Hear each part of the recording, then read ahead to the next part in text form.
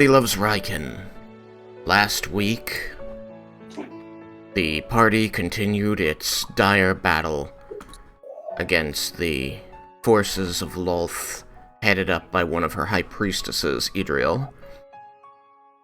About halfway through the fight, well, in one of the later turns of combat, Idriel dropped Firestorm and took out most of the party, who then rose again with the help of the potions and other party members. Seeing this coming back from the brink and feeling as though she'd lost her edge, her advantage in this fight, Idriel appeared to plead to her goddess Lolth for assistance. And Lolth responded in a booming voice that shook the cavern, telling Idriel that she would not tolerate failure. Thereupon, Idriel and the other drow engaged in combat with the citizens of Umbralight were reduced to egg pods, which burst and projected forth dozens upon dozens of giant spiders, which rapidly grew and engaged in combat. The party quickly has become overwhelmed by the number of spiders, and people are doing the best they can to find area of effect attacks and what little rivers of power remain to them to try and stay alive. But against these overwhelming odds, Raiken has chosen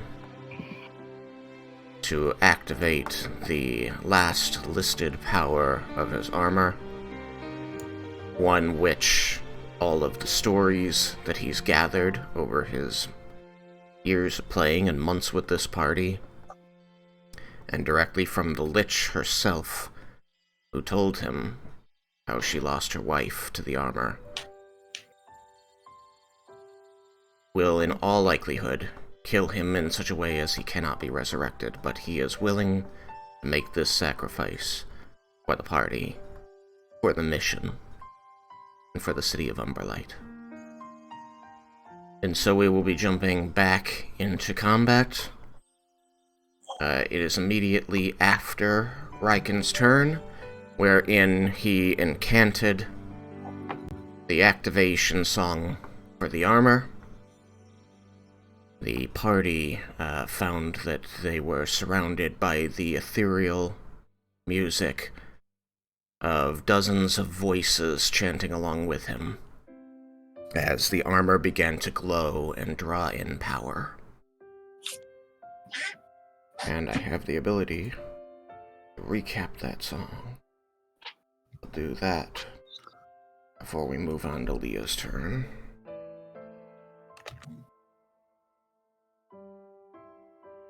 My palms are sweaty. These weak arms are heavy.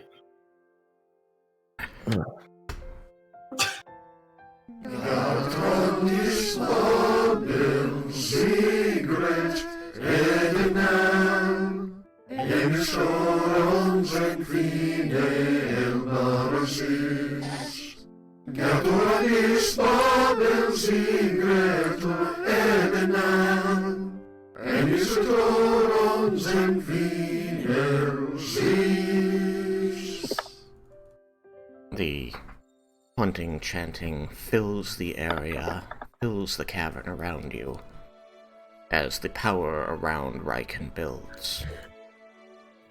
And so, with that, I will move on to Leah's turn. I remind you that you're all connected by Rary's telepathic bond.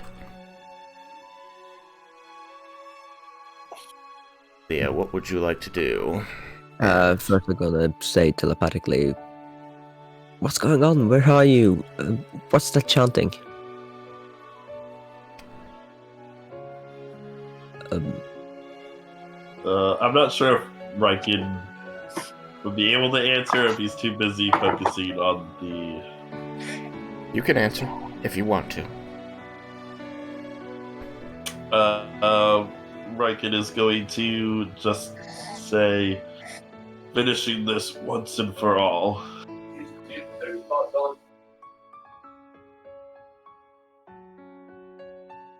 What do you mean? I'm gonna try to. Shit! I'm surrounded by 2 enormous spiders. That might be my fault. It's absolutely your fault.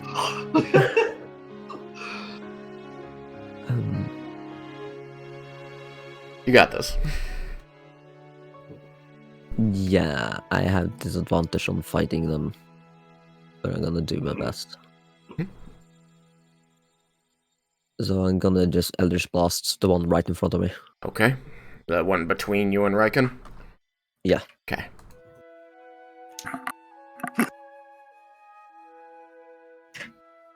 You cast Eldritch Blast at disadvantage. Yeah, it's just my dice tray got all my dice in it, so I'm gonna have to clean it up a little bit. That's fine. Sorry. I was more announcing for the benefit of others in the game and on the stream, just so that there isn't a long silence. That's fair. I wasn't implying that you didn't know what you were doing.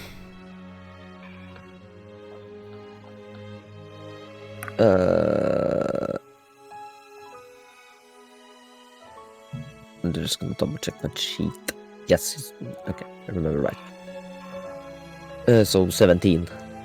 17 will miss. Yep, that is the first one. No. Oh, I just wasted a crit. But maybe it still hits? No, it doesn't. It's one lower, 16. Damn. Alright, last chance.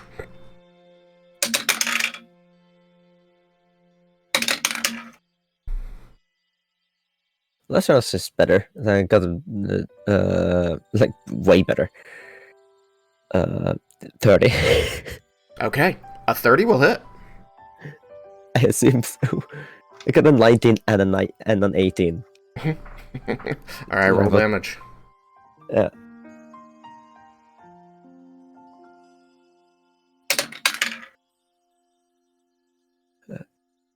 14 points of force. Okay. It dies. Your bolt of force strikes it in the middle of the head, and it writhes and squeals and falls still. Okay. You still have your movement, a Yeah. reaction, and a bonus action if you have anything for it. You could still activate your artifact if there's a non-action thing to do with it. Yeah. Not that I haven't already used, I think. Okay. I was just thinking about Trickster. Yeah, I'm trying to find it. It might be an action.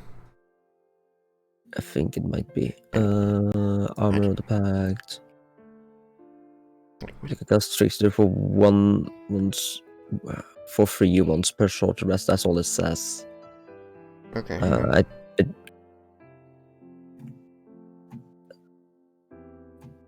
Check my notes, I guess. Yeah, it's one action. Yeah. But I opened the Trickster spell and it says one action there. So Yeah. So yeah, that was the only one I haven't activated out of my things, so I can't can't do anything more. Okay. Well, I can move, but oh, should I risk it? I mean, do you want to be closer to what's going on over here? I do. Okay. I'm gonna risk it. All right. I'm gonna move 30 feet straight forward. All right. Wait. The orange things, are they still fire? No, I just didn't delete them because it would have...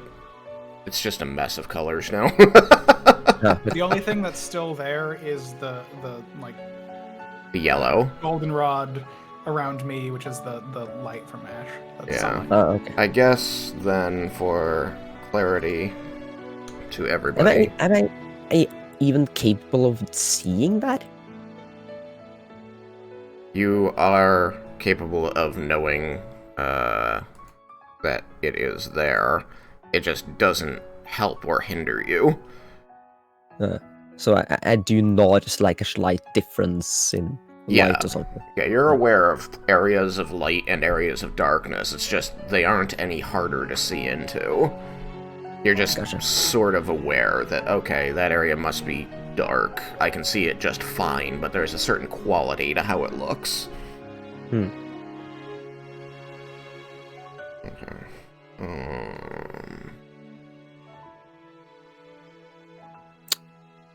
Shadows could be an indication. Like in True Darkness, it probably wouldn't be any shadows. Yeah, that's true. Shadows would be a good indicator. Good idea. There we go. So that's what's there. It's the light being shed by Ash.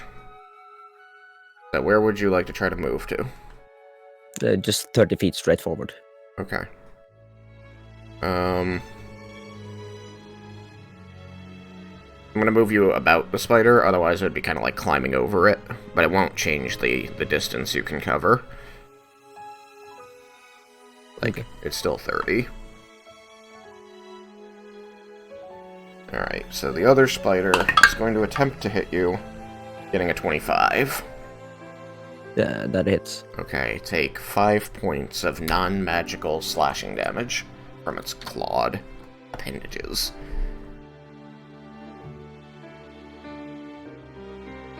Yeah, that's fine. Alright. Yukikaze, are you ready? Just one thing. Just What? one thing. What? If I remember right, that actually would have killed me if I hadn't drinking that potion last turn. Because I think I was at 4. Wow. Lucky you. Alright, Yuki. Oh. Do or die. I want to ask you a question. I want you to be honest with me. What's up? When you rejoined the game last week and I sent attacks your way, did you remember to have their damage? For the sake of what's going on and not to dig what happened. I don't want to belabor it. I'm just, if you think that you forgot to half something, you can be alive, but on the ground. If you think everything was copacetic, then you can make your death saving throw. That's how I'm simplifying this. Yeah, I believe so.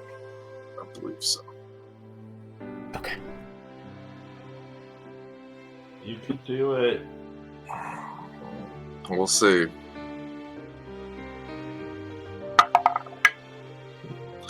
Thank God. 14. Okay. You are unconscious, you are stable, you are prone. Maybe that worked. Like this whole when we started, I stuck my dice in the middle of my tray on 20. Like, come on, babe. That could have backfired. It could have. I could have rolled a 1. Oh, you had it on a 20? Well, guess what? Alright. Okay, then. Jebel, you're up. Right. There's spiders everywhere. Can you zoom out just a little bit, please? I did. Just want to. Please. Okay. Let's see. 10, 20, 30, 40, 50. Lots of spiders and Raiken is glowing. Yeah, I'm going to. I want to turn back into a gnome. Okay. I want to be in the bottom right corner. That's where I'm going to. Right. Get back into.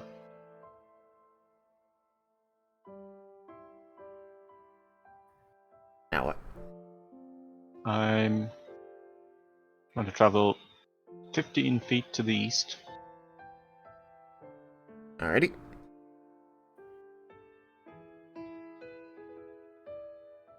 And I'm casting Sunbeam North. Sunbeam north. Alright. How far does that go? 60 feet.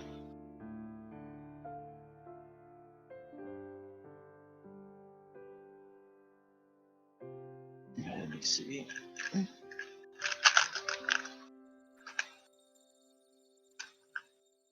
Okay. Is that a reflex save throw? Constitution. Constitution saving throw. Okay. Oh, hold on a second. For fuck's sake.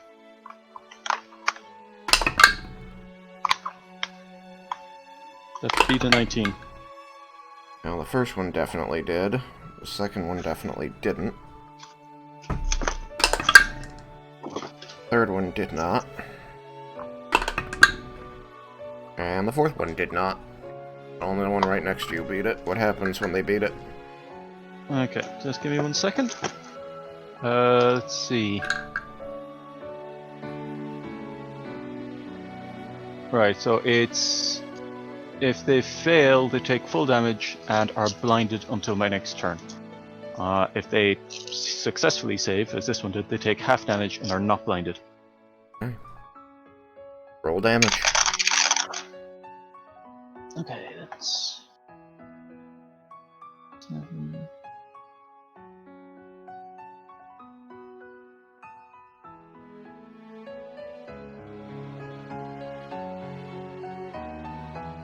Uh, 31 radiant damage. Okay. So 15 to the last one. Yep.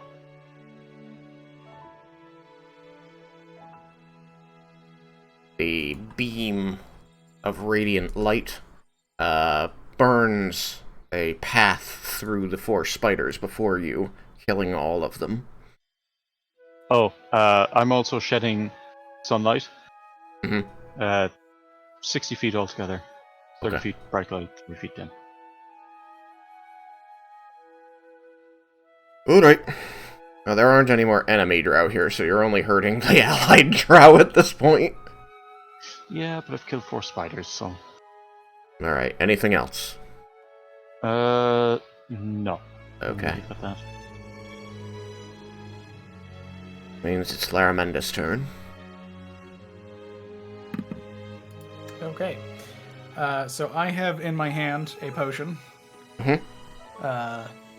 And Yukikaze has been down for quite some time. Yes. I believe that I can make it to him if I counted properly. I either step through the spider or through Cyrus, but I don't know if the spiders provide any difficult terrain. They're But large, so I was counting them that way, yes. So it'd be 5, 15, 20, 25, 30. So yeah, Which is you can make it. perfect. What would you... And then I am going to administer the potion to him. Well, I suppose first I check if he's breathing, so I don't dump the potion down the throat of something who's, dead. Waste the potion and they can't swallow it. Okay. What's your, never mind. Yeah, what's your passive perception, I guess, just to see if you can just... 15. Huh? 15? 15, yeah. You can see that he is breathing. Cool. Administer the potion. Cool. Which is some large number. 10d4 plus 20. 10d4 plus 20.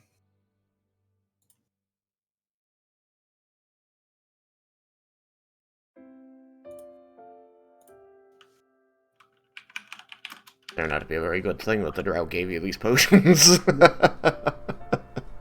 If you could regain 50 hit points. I think you win. That would be lovely. It was like 46, 47, 48, 50.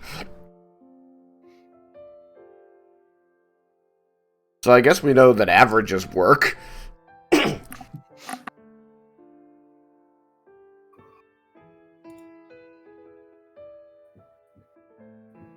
And that is... I think at this point I look at the spiders a bit concerned, and then I just stare intently at Raiken. Okay. Back to the spiders. After a moment, you have taken the potion, opened his jaw and poured it into his mouth, and then massaged his throat to help him swallow it. and after a few seconds of waiting tensely among all these spiders that are charging at you, he will grimace and then open his eyes. You are now conscious on the ground, Yukikaze, with 51 HP.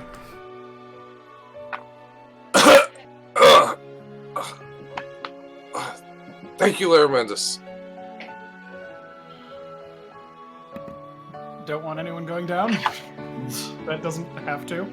From your prone position, injured as you are, you can feel and see the myriad spiders around you.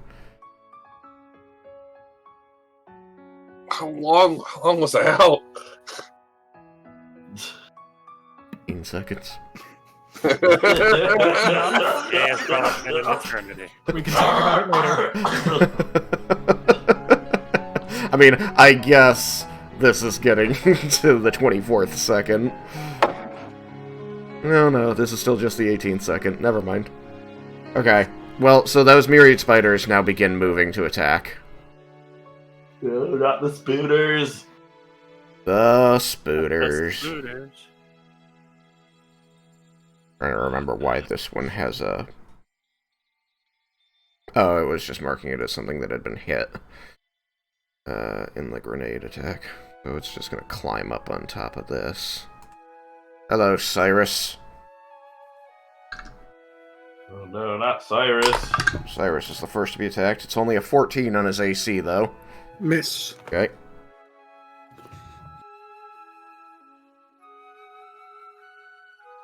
So many spiders to attack. Right.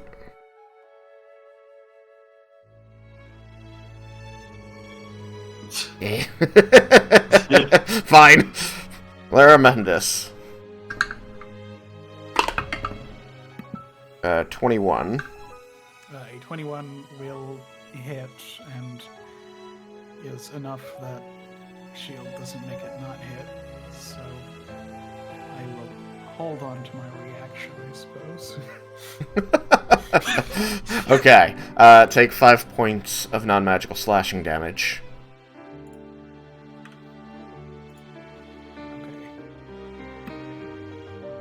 Okay. Yukikaze. A 25.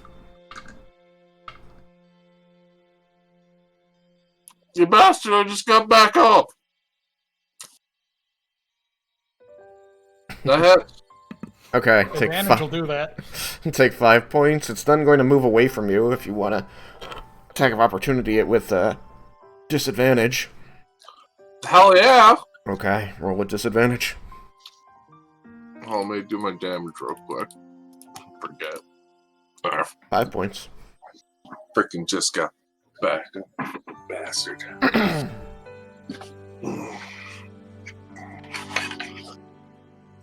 Because I'm on the ground, so that's why disadvantage, right? Yeah.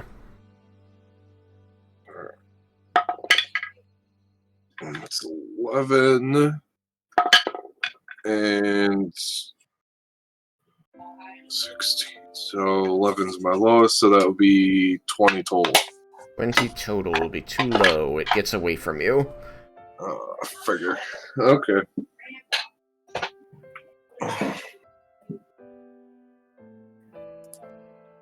Another one's gonna run up and attack you. For a 20 on AC. I'll up. Okay, another 5 points. It can't move any further, though, so it will not. Freaking making most of myself. Alright.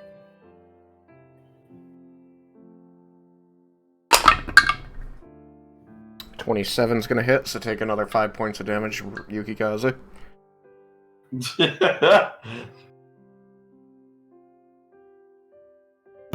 Don't forget to be halving all of these, because that potion's still in effect. Good point. You're taking 2 damage from each of these. So you've taken 6 so Oh, that- far. It takes it keeps effect even if you get back up. Yeah. Oh, Potion okay. lasts a certain amount of time. You don't have to keep it in effect. Okay. So I'd heal 9 damage. Yeah. Okay. One can't get anywhere it wants to go. Thank you, Cyrus.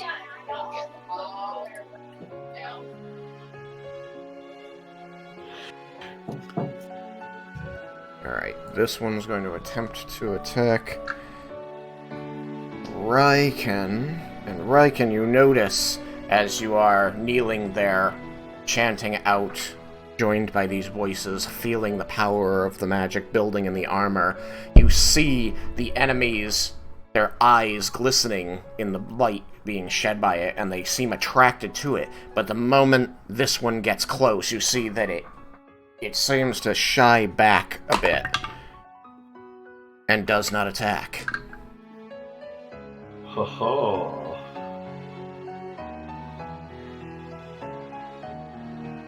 Another one's going to move up and also does not attack, even though it seems to have wanted to.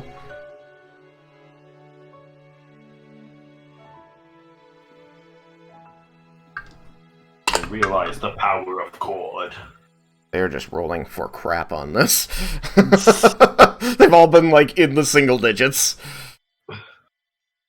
Like, okay, so 3 spiders have charged straight up to you, entered the light being shed by the armor, and immediately recoiled.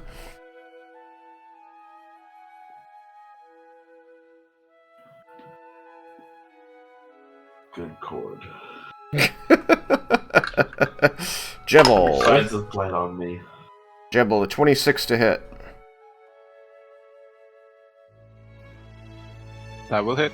Okay, 5 points of non-magical slashing damage.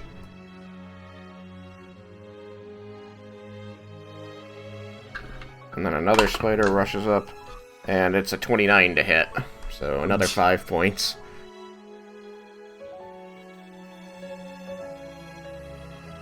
So 10 altogether. Yeah, 10 altogether. Okay. Leah. 26 to hit. That hits. Okay. 5 points damage. These things hit easily, but they don't hit very hard. Did you say 5? 5. Yeah. Cyrus. 23 to hit. That'll do it. 5 points. Well, there's so many of them, so I guess it doesn't matter that I hit. It's going to move away from you. Do you have a reaction to spend to opportunity it, and do you want to use it? I believe so, and yes, because I have no other reactions I can take. Okay. Swing away. So, swinging with my sword. I believe the normal attack just uses strength, right? Yeah. Alright, just wanted to confirm.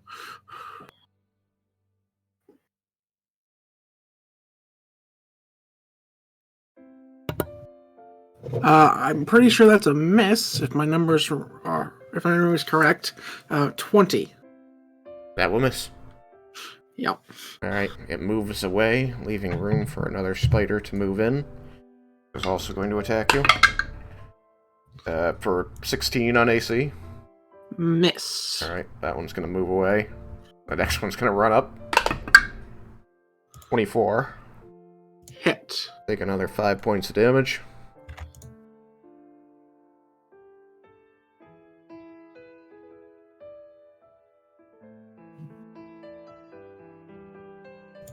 The others are only really able to move. There's just too many big things. Oh, I almost forgot this boy.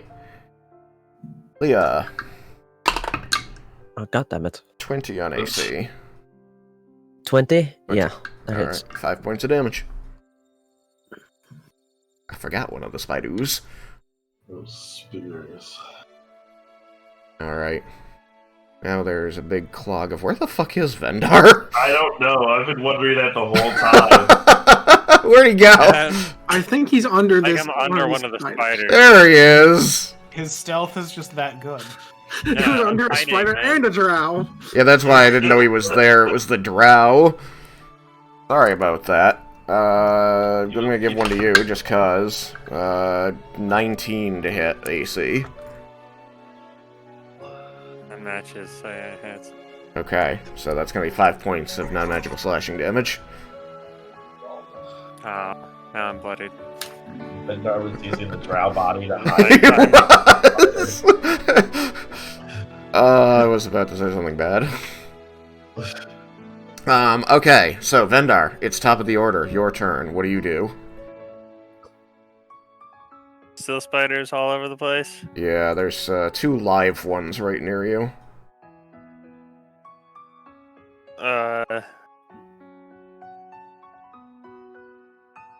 On either side of you, really.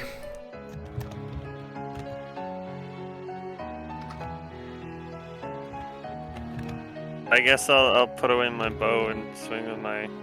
Can I put away my bow and then swing with my sword? You could drop your bow and then swing with your sword.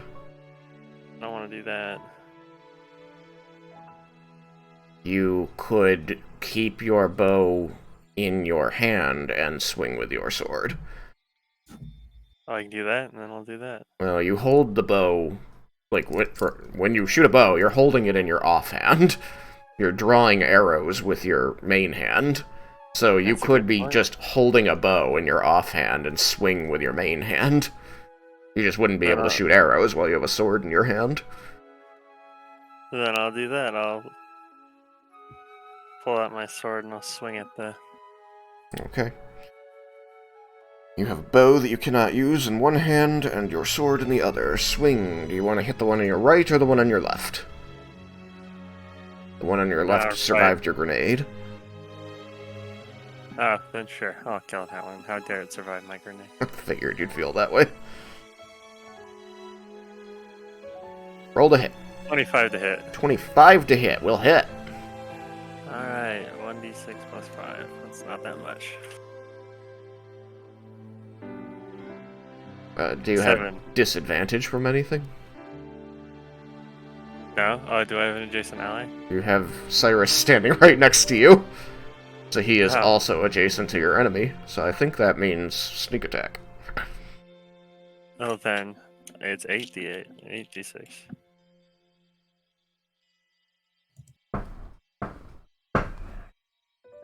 What's the total?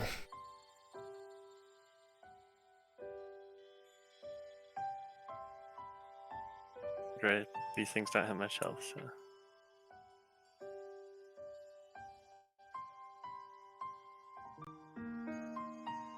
$23 damage. Okay. It dies. You stab it.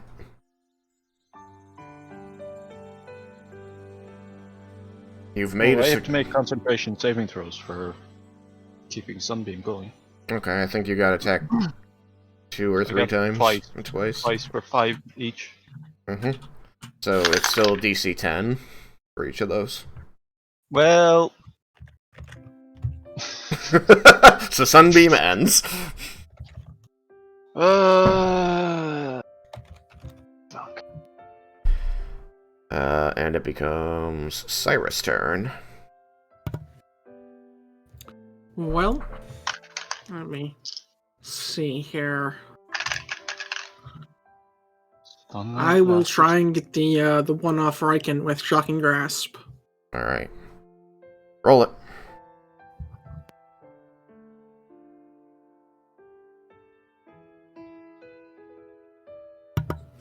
It doesn't happen to be wearing metal armor, does it? It does not. Alright, had to ask. 17. 17 is too low. It manages to avoid your attack, moving its legs out of your way. Which brings us back.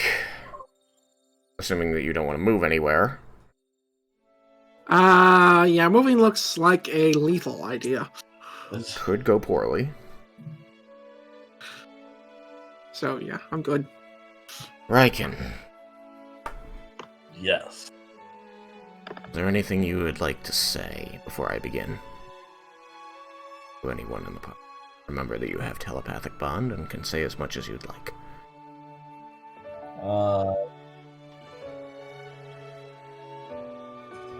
Okay, so I'm saying it before. I didn't know exactly how this worked. Okay. He will telepath to the party. It was an honor to fight with all of you. Please continue the campaign and to destroy the dragons. Destroy Bala for me. Leah, don't get into too much trouble. I will always be with you.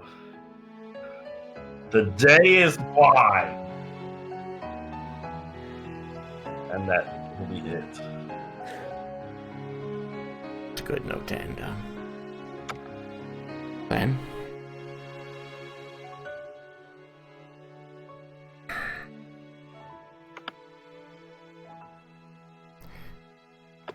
The chorus of voices joined with yours, calling out climax song of this armor, builds to a crescendo. The light spilling from the armor builds around you, and you feel the storm rising within you. Thunder crashes, and lightning splits your senses. The storm explodes out from you, and you hear the chanting of 1,000 voices in its din. The champions of Cord, all of history. A dome of brilliant blue-white light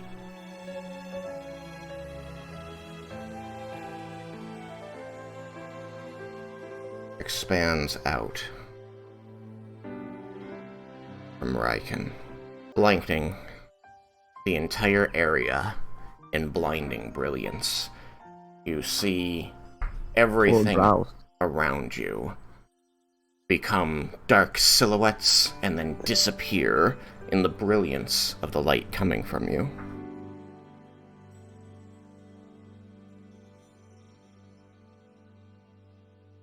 The raging wind around you suddenly falls silent, and you feel an overwhelming calm, Raiken.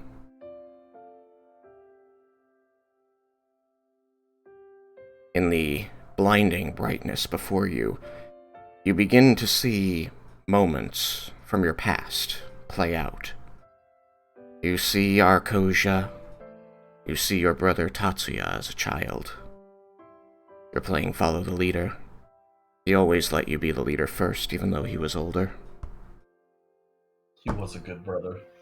You oohs and ahs as you take him to places you've discovered. You see your parents as they call you in for a snack as children. They always smiled when talking with you and your brother. But inevitably, one of them would be called away to work for the city in some way, and their face would take on a darker cast. You remember Tatsuya's teen years, and how your mother never liked any of his girlfriends. You remember the day he declared he was going to join the Arcosian military. You said you wanted to be just like him someday. Later, you announced that you would be joining the Temple of Cord. Tatsuya was upset that you would not be swearing yourself to Bahamut as the rest of the family had. You told him this would ensure you could remain proper rivals. He could bring the justice he believed in, and you would always be ready to train and compete with him, and bring honor to the family in your own way. I always was the black sheep.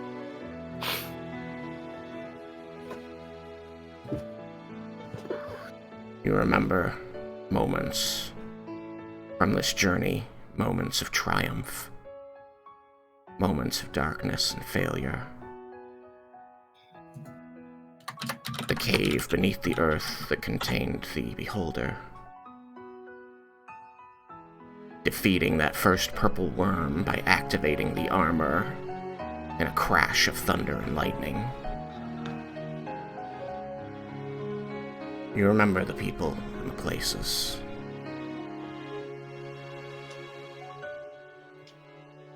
And as you blink away the mist from your eyes, you see before you the image of a woman standing tall, wearing draping clothes of many colors. Her skin black, her eyes dark brown, her hair black. She seems to regard you, sadly, and you hear a familiar voice as she says, "I told you it would turn out this way, darling. I tried to warn you." I have no regrets.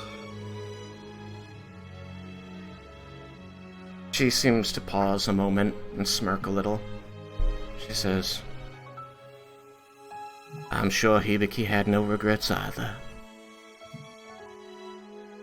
And she fades.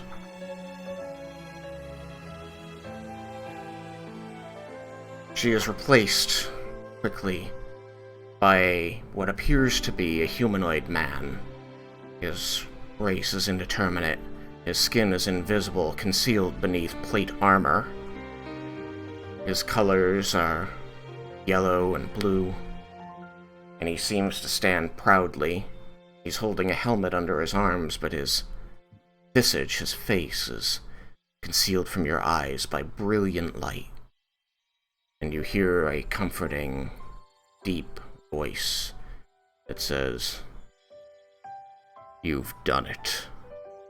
You're ready to be my avatar."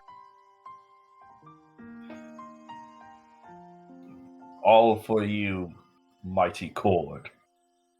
He extends his hand, gauntleted though it is, toward you. You see that there is a axe hanging from his belt.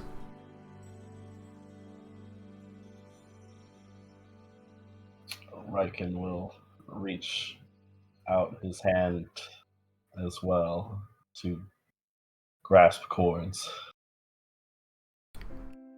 As you take it, you feel this overwhelming power, confidence. You can't see his face, but you know in your mind that this man, this being, this god, is smiling upon you and acknowledging you.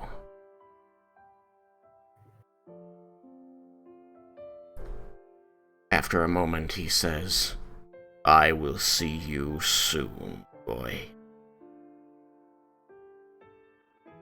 And you feel an electric shock through your hand that resonates through your body, traveling up your arm and down out through your feet. It leaves a ringing in your ears, and your whole body aches in a way that you've never felt before. The ringing in your ears continues, and slowly it coalesces into what sounds like beeping. Like a sharp high tone repeated over and over. Beep, beep, beep. And as you look up, you notice that the light around you is fading. Slowly, the darkness of the cavern in which the city of Umbralight lays begins to encroach back around you. And you see before you the visor of the armor of Cord with its heads-up display showing you a list of the armor's abilities, just as it always has. However, now, there is a flashing light and one more entry at the end of the list, which reads, in Celestial. Crescendo. You hear the voice of the armor which spoke to you when you first attuned it, as it chants out in its feminine tones. New armor options available to the user. Operator is warned. These are extremely lethal to the user.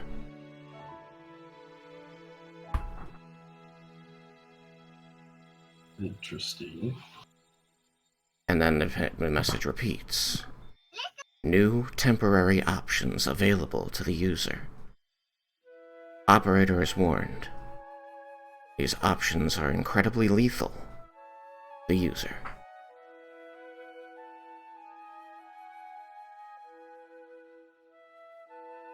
In the wake of the light,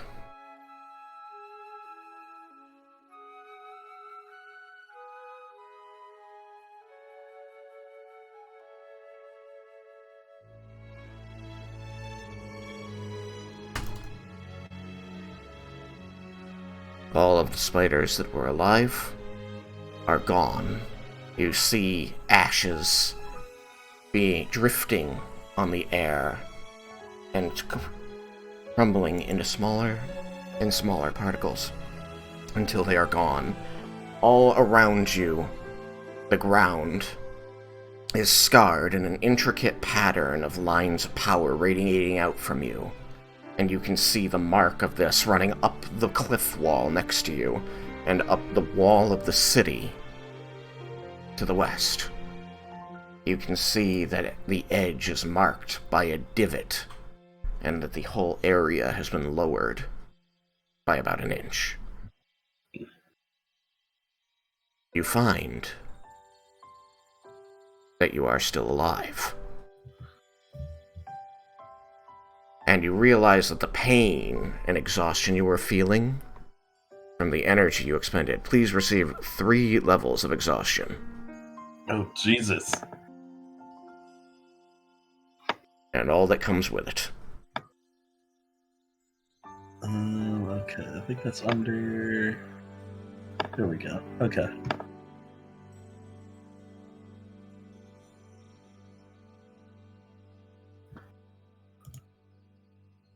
Let's click it.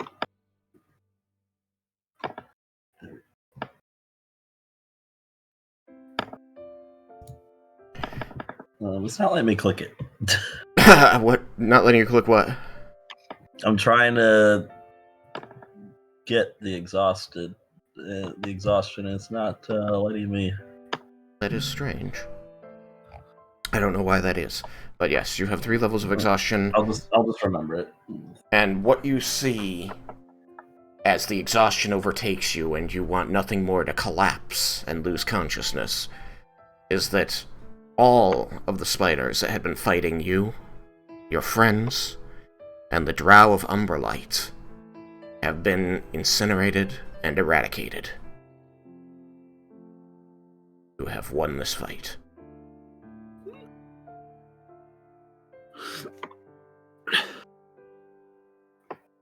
We did it.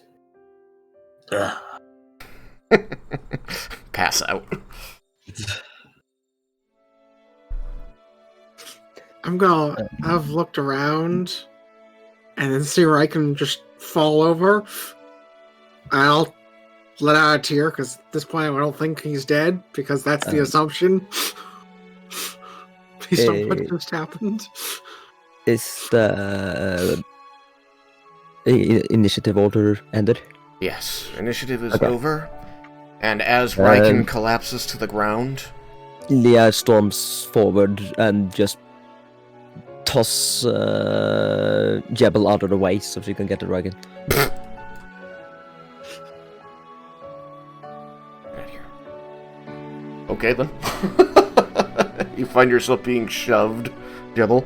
Around you, the masses of drow soldiers and their priestesses, including Morwen and Alanthe, are looking around in shock and awe at the destruction that has been wrought upon their enemies, checking themselves for injuries, finding themselves unharmed by this light which destroyed the spiders, and they begin to cheer. Yeah, I will lean over to Raiken and go, no, please. I start checking for a pulse. What's your passive perception? I thought I was going to do medicine. Passive perception is 17. Okay. You can see that he is breathing, though shallow.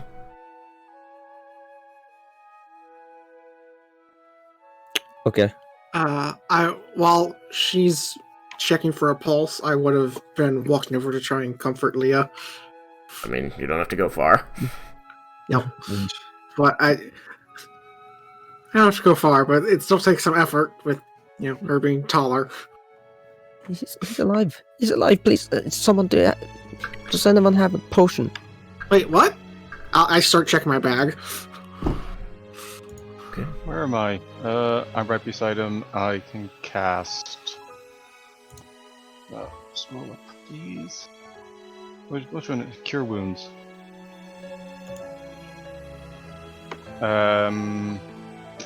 It's good. Second level's cure wounds. Okay. Roll your healing. I help you because I to his feet. 13. 17. 19 hit points. Okay. Raiken, you may regain 19 hit points. You are still exhausted. Okay. I got it to work. Apparently I was doing a read-only Oh, page for some reason. that is weird. Or is Raiken, so is Raiken gonna verbalize that he's exhausted? I don't think he verbalized anything, he just sort of collapsed. Okay. All that's been said is that he's alive. So he's still unconscious? That's up to Raiken. So tired. Am Uh, I dead? Is this heaven? No. No and no.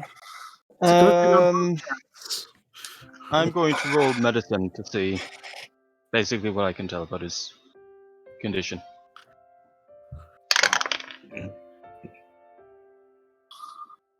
so I will. I also kind of like pat Lermus on the back. Like it's just like, thank you for holding me up, and I'll wander over toward Raiken.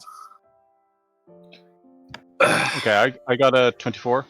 Okay, yeah, with a 24, you know that he is extremely exhausted, that something unnatural drained away his energy.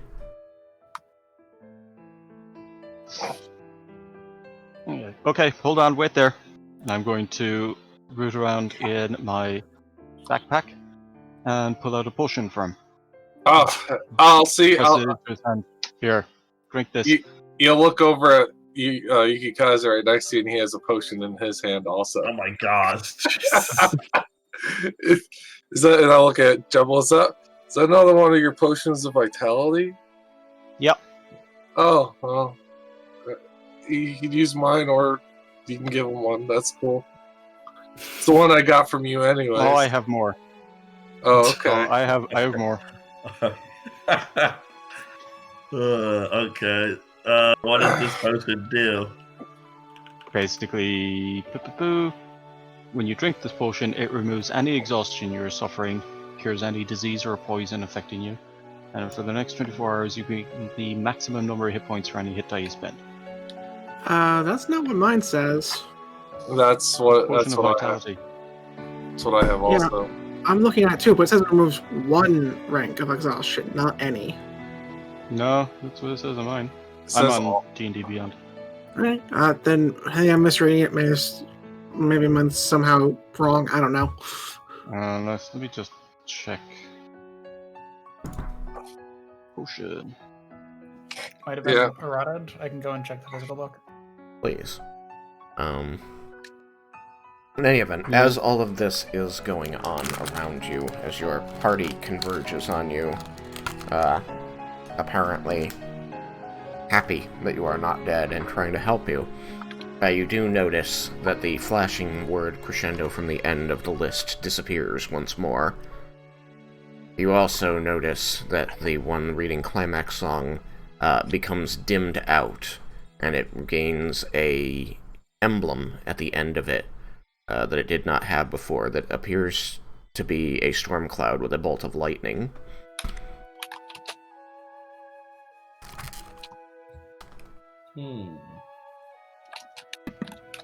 DMG says any exhaustion you're suffering. Alright, then I must be crazy. My bad.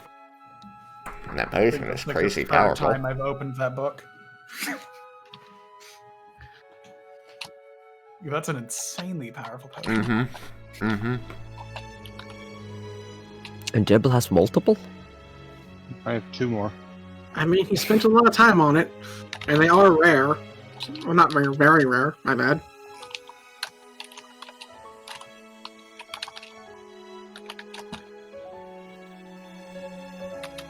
So many questions.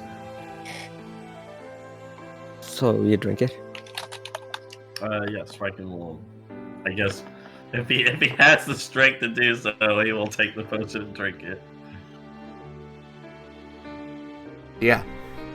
Barely, but I Can you roll at suppose. disadvantage to drink the potion? Let's see if you get 1. Spell on yourself. Your eye feels rejuvenated.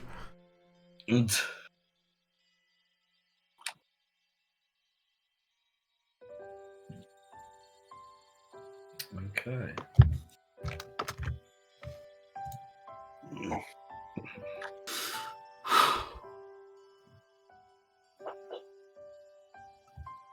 Are you Not okay? sure. After you. Raiken will, thanks to the potion, now have the strength to push himself off of the ground and sit up. Like, what a ride! You didn't answer me. Are you okay? I don't make you fat. You didn't I need to mean- do all that. I seem to have all my limbs intact. Good. I punch you in the face. Fuck! Roll for damage. I don't know Sitting what. down, but he still I counts as prone. don't know if I Yeah. can do damage with a normal punch. Your tiny elven daughter's hand hits you in the face just below where the visor ends. It doesn't hurt very Oh. much, but you feel her rage. Yeah, because let's see, another strike. You can pressure kicker. Damage equals to 1 plus strength modifier. Guess what? My strength is -1, so now I cannot do. He regains 3 health that he resisted from the punch, and That's not how I that guess- works. I guess I deserve that. Don't ever do that again. What? It was a grave time. I needed to do something to save the party. Just can't lose you. And he can't lose you. Shut up! I'm not talking to you. At least I know that if something were to happen to me, you'd have the rest of the group to take care of you.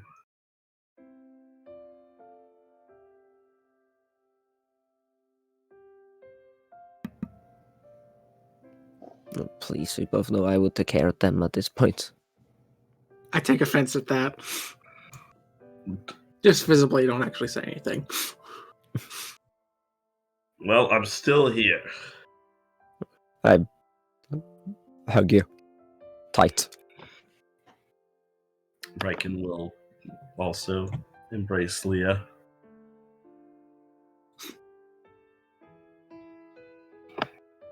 For now, let's just be happy about that. Proud Priestess Elanthe comes upon you as you are embracing one another. And she says, Undercommon. It seems we are victorious. Surely this is your doing? Yes, I seem to have disintegrated the rest of the spiders. She at first seems surprised as you address her, Raiken, but she quickly seems to push that aside and You completely forgot me in the moment. flatten her expression. As, indeed, this is a day of surprises, but it seems the city owes you everything. All of you.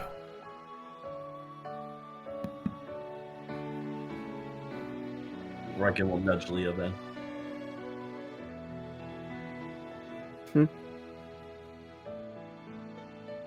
I dry my face and look over at the priestess.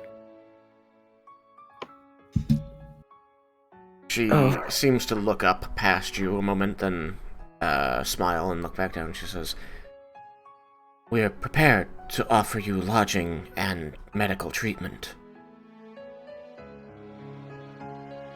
So no more of this prison act, right? No more prison. You are to be heroes of Umbralight.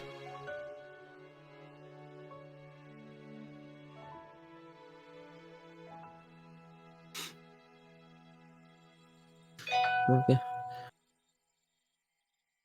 Is there anything more that's needed for us to do to help secure the gates into the city? High Priestess Marwyn will draw closer as you ask this in Undercommon. She will say, "The city could not possibly ask you to do more than you have.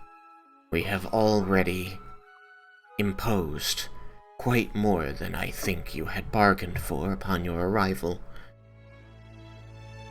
I, as the High Priestess of Illustrae, the city of Umbralight, would be honored if you would be our guests and accept our hospitality.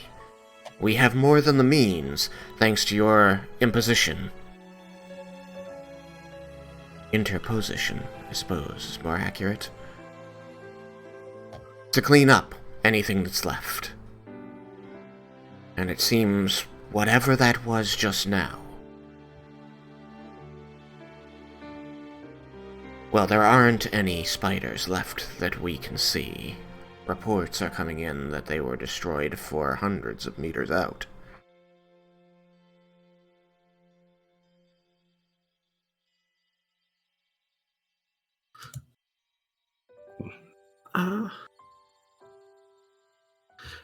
And this isn't Morwen speaking. This is the other one whose name I forgot. No, this was Morwen. Alanthe This was was- speaking to Leah. Morwen is Okay. addressing Laramendis.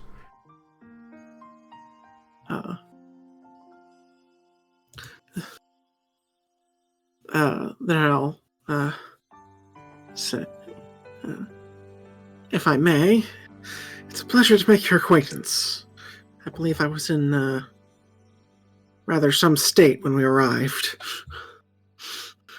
Indeed.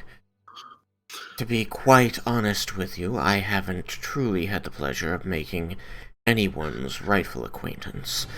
Things have been strained since your group's arrival. So I would like the opportunity to meet you all properly. Shall we adjourn to the Capitol building? Probably is a name.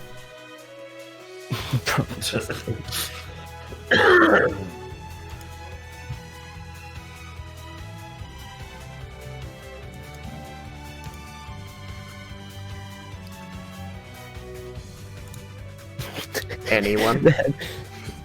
So I just saw Jebel's gif.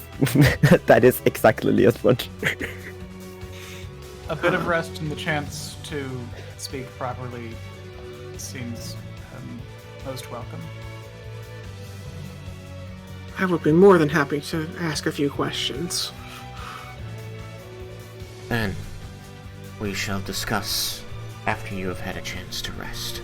Please, allow Alanthe and myself to see you to proper quarters. You are escorted back through the city.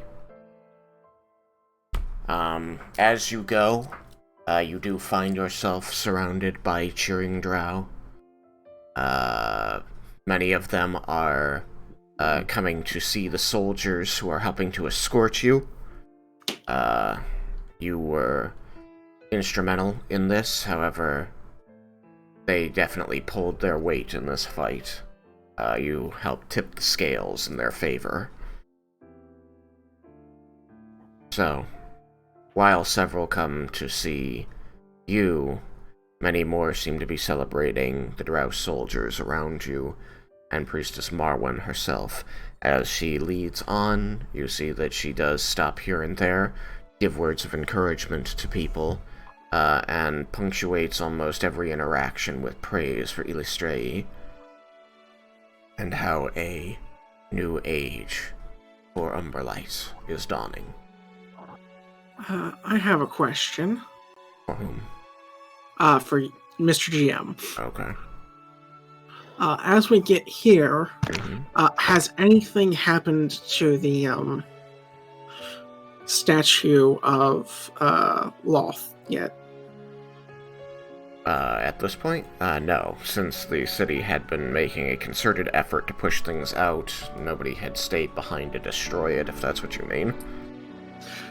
Yeah. That is kind of what I mean, because in my mind, that's one of the first things of that would probably be, like first to be removed upon victory. You would be correct. Victory is only now coming to this part of the city. Fair enough. I have a question also for the voice in the sky, since we are in this location, the map. The sword, the Mhm. Shadowblade sword, Yes. is it still where it had fallen? Or had somebody touched it after we left? Which is entirely possible, since nobody else necessarily knew not to touch it. It is missing. I will look at the exact spot as we pass by and say, oh dear. It's disconcerting. I don't know what kind of havoc that demon will wreak if it functions the same way as the last one did. You saying this out loud, Lermadus? Yes. And in Undercommon. Since it would be rude to be speaking a language that other people might not understand. You're talking about one of those bloody swords? I'll say out loud to you. Yeah, the swords, the sword that had a demon pop out of it when I touched it when we were in the tunnels. There had been one here. I had advised all the soldiers in the area not to touch it, but we ran before anything could deal with it properly.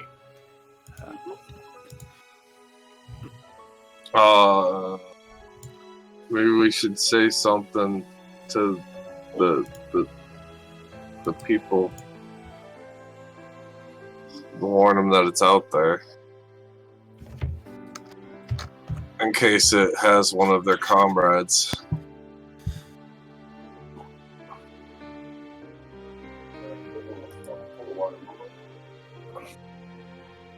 I will direct my next statement to. Are both of the priestesses with us? Or is it Yes, just Alanthe Morwen? and Morwen are both leading you here. This marching order is incorrect. I will be next to Raiken.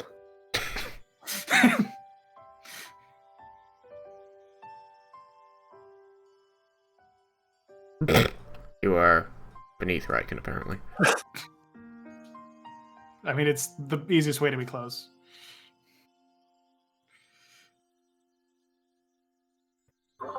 Alright, there you go. To Or no, Morwen, I will say there had been one of those demon swords in this area, and it's no longer there. am worried that the creature is loose in the city and that we should be aware of that. She, as she continues walking and smiling at people as she goes by, she does turn slightly to speak over her shoulder to you and says, "If one of the Shadow Blades was lost here, and it was not shattered, then I am certain that one of our Shadow Blades must be in possession of it. Otherwise, at least for a time, it won't be a threat."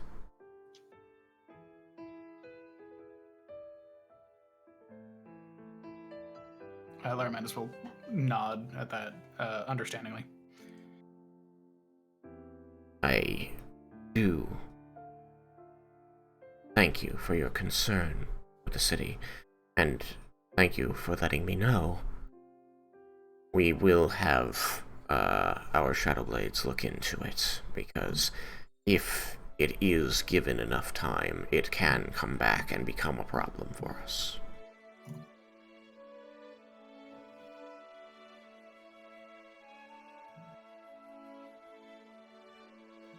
They lead you within the building. They show you to some lavish quarters on the second floor. Several rooms with, 1 to 2 beds in each. They explain that the priestesses have the city to see to. They need to go make some announcements, and they need to see to the management of the recovery effort in the wake of the war the battle they just fought. But you should expect by evening fall that there will be a feast in honor of this victory, and that you would be guests of honor there. If you need to bathe, they do show you how to get to one of the pools of water that seems to fall from the top of the cave that is specifically for bathing in this area.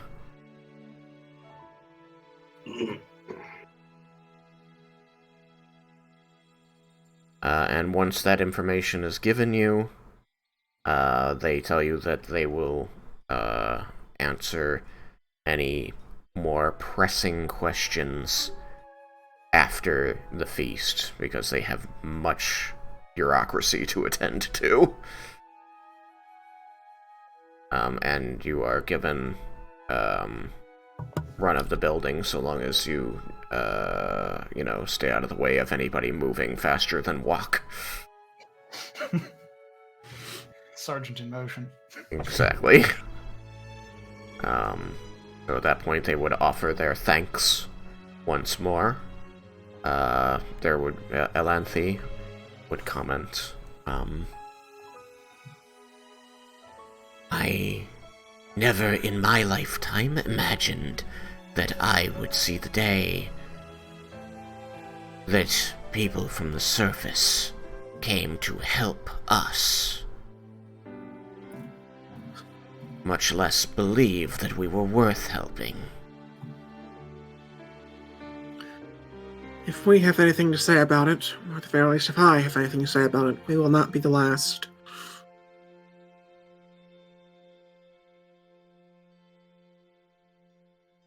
Do let us know, either directly or through one of the message runners that will be very common here over the next several hours, if there's anything of urgent import that you need, or that you need to let us inform us of. There's one thing. She blinks at you, her red eyes showing in the dark. In the last moments of that battle, there was a short period where things looked rather bleak, and I sent a message to my father through the spell Sending, informing him of the location of the artifact of Bahamut, and that it was here, along with us, and that you were Drow the Stray.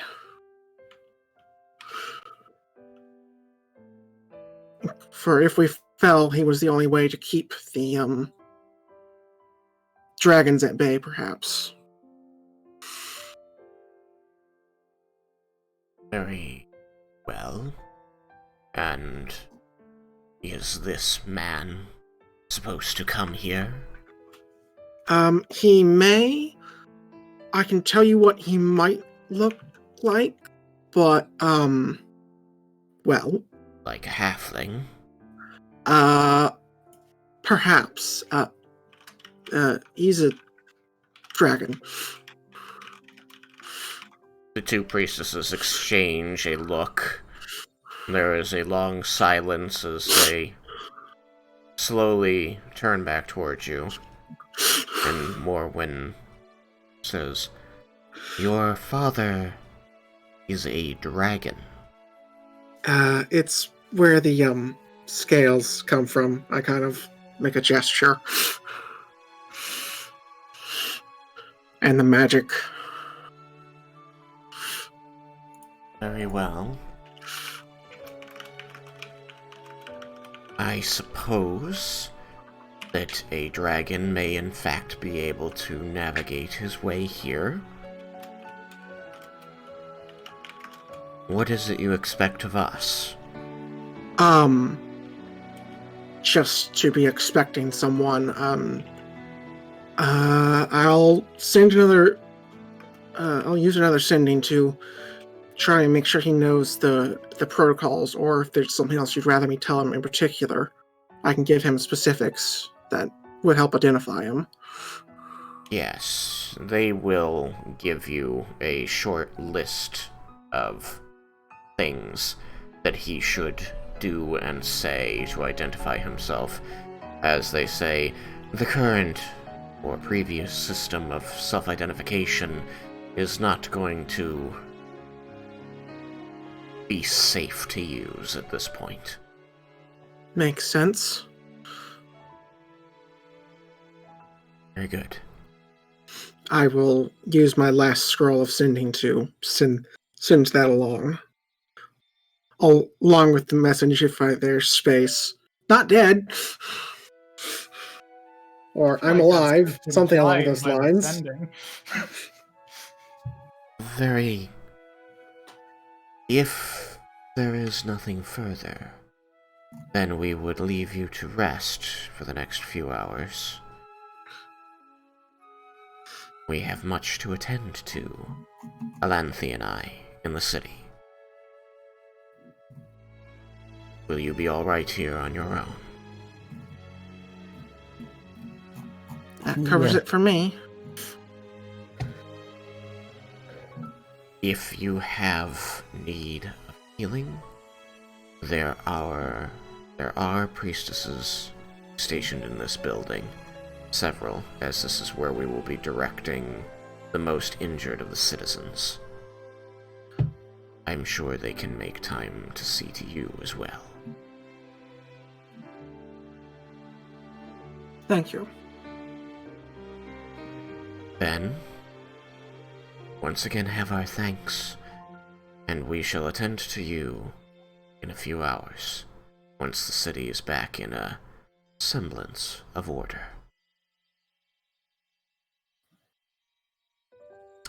And they leave. So, what would you all like to do now that you have access to beds, to healing, and to bathing? I believe that Laramenda's is going to go take a bath. He's gonna read there. Pull out a spell book. Yukikaze is gonna take a quick bath, and then he's gonna pass the fuck out. Like, face first. I will be staying with Raiken. Or he goes, I go, because I want to be there to support him and kind of show my my gratitude. I mean, I'm staying close to Raiken as well, but I'm trying to rest. And after an hour of rest, I would resummon the Lorelei. Okay. I mean, in the bath, would that be considered resting still? Yep. Yeah. It's most Let's relaxing. all go to the bath. You shrug your shoulders, and your armor disappears, leaving you in your silken clothes. If it goes to the bath, I will not be directly by his side anymore. I will be somewhere else. Just resting. Alright. In here is comfortable. You could probably find a rock or a chair or some cushions to bring to the bath if you wanted to be nearby. I think I'm just gonna lay down somewhere and just get a little shut-eye. Okay. Then you go to rest for an hour. We'll go to the bath too. One other thing I'd like to say is if at any point during this I hear or see the statue getting taken down, I would want to go out and at the very least watch, if not help, if possible. I mean, if you're back here or in the rooms, you're not going to see it happen. Fair enough. But if I do... Jebel. What are Yeah. you doing? Leah has crashed on a bed. I figured Jeb was probably going to go take a bath as well. Okay. Well, all of the male party members are in the baths. Clothed as they please. Now and again, there will be drow soldiers that come out. They don't say anything, they just sort of watch for like a couple minutes each. And they seem to like whisper back and forth. And then leave. And there's a few groups of these people who do that. Primarily males.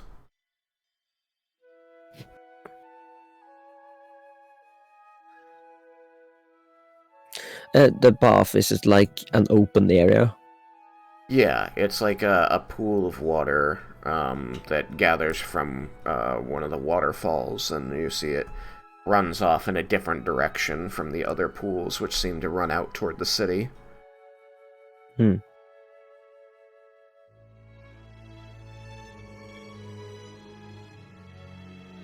The water is cool, even cold, and clean, clear.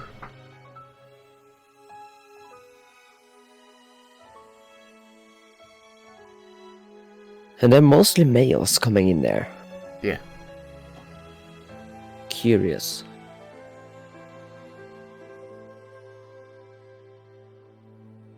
I mean, if that is something that Leo would be aware of and curious about, you could always ask, or try rolling a knowledge. Yeah, would grab a hold of someone and ask, where are all the females here? The soldier that you grab bows deeply before you, and without making eye contact, says in a somewhat quivering voice, "The priestesses, they have their own place to bathe, but at the moment, all of them are engaged, healing the wounded from the city. Every hand is needed in the cleanup effort."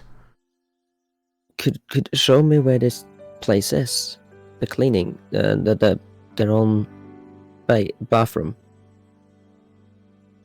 Very well.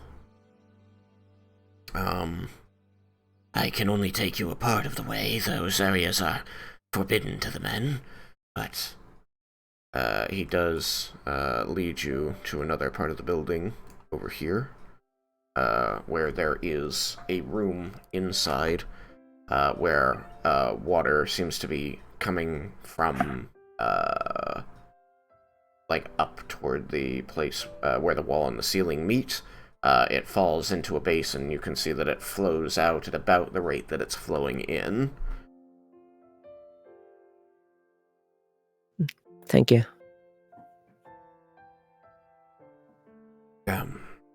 It's no trouble, my lady. If you need any further assistance, my duties are about this building. You can call me Erin. You can call me Leah. Mistress will do. Whatever makes you comfortable. Bows quickly and dismisses himself from your presence, well outside these rooms that contain the water.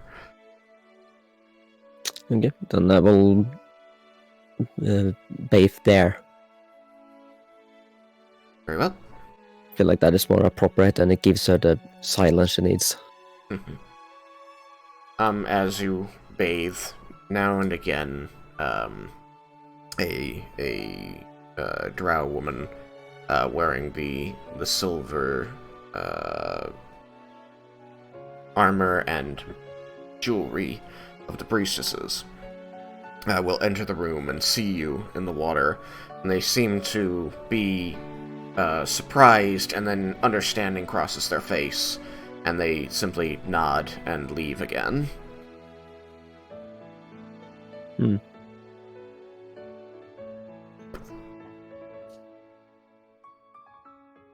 I imagine at this point you have Lorelei with you? Yeah. She will look on in fascination as this happens. She kind of nods, like landing at the edge of the basin you're bathing in, folding her arms regarding the door as the priestess has just left. She says, "Well, in the Feywild, we don't care for the drow. We're trained our whole lives to fight against them and any harm they might wish to do. But I have to respect that they are all warriors." Yeah.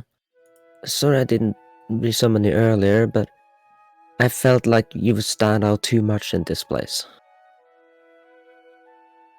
She turns back towards you, making momentary eye contact, and then looking away. Says, "No, I think I understand." See, we were pretending to be prisoners, so we needed to look the part. I am glad that you are well. Yeah, I would explain everything. Maybe we won't tell Zin all of that.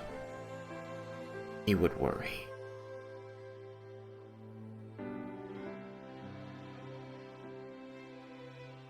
You think it's wise to keep information from him? I think that there are things that Zin needs to know, and things that, if he knew them, it would not make his life better or easier. Guess that's fair. Just so exhausted, emotionally and physically. Well, rest. Zin will want to speak with you tonight.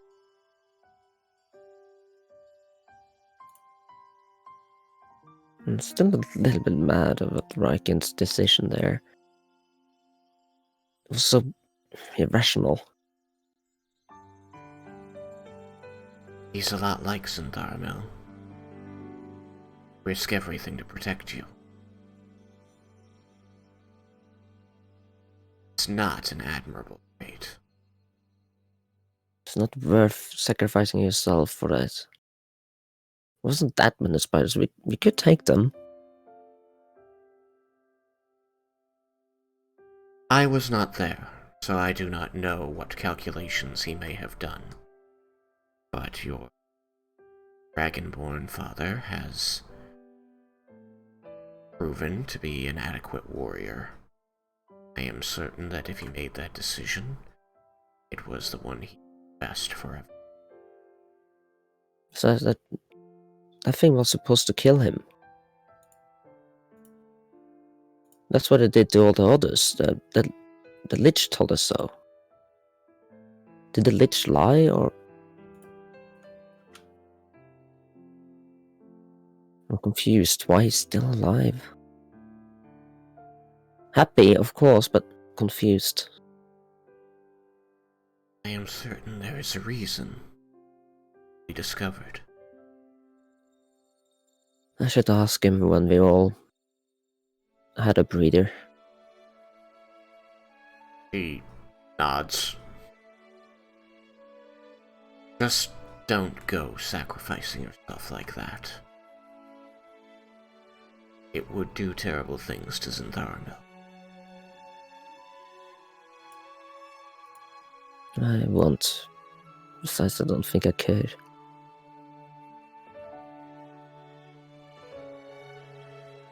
Go over here. So, men.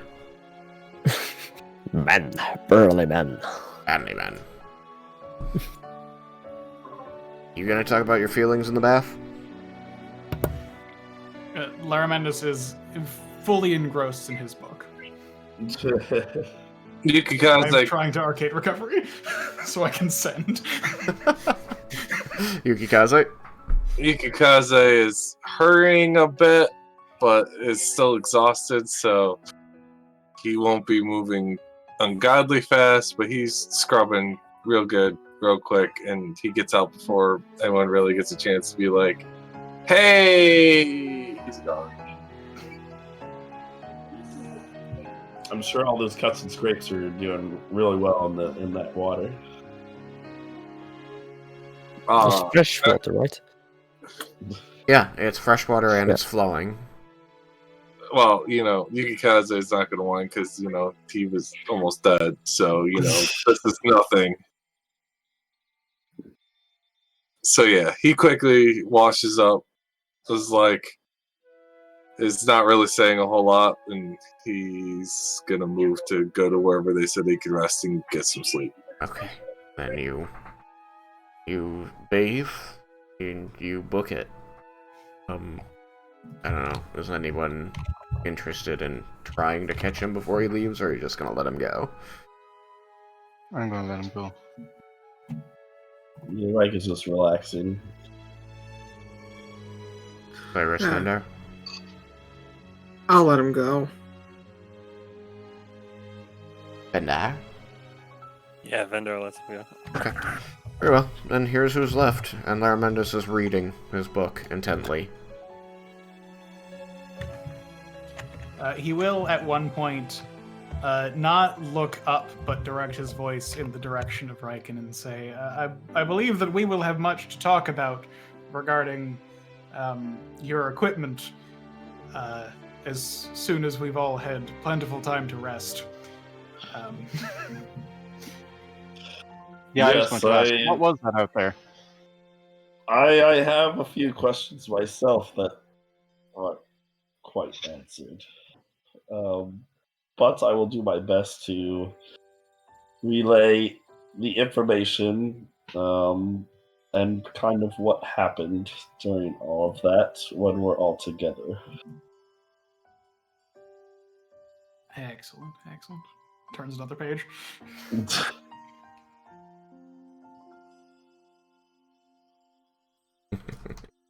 I did get to see Cord, though. It was pretty awesome. No spoilers. I want to be able to pay attention.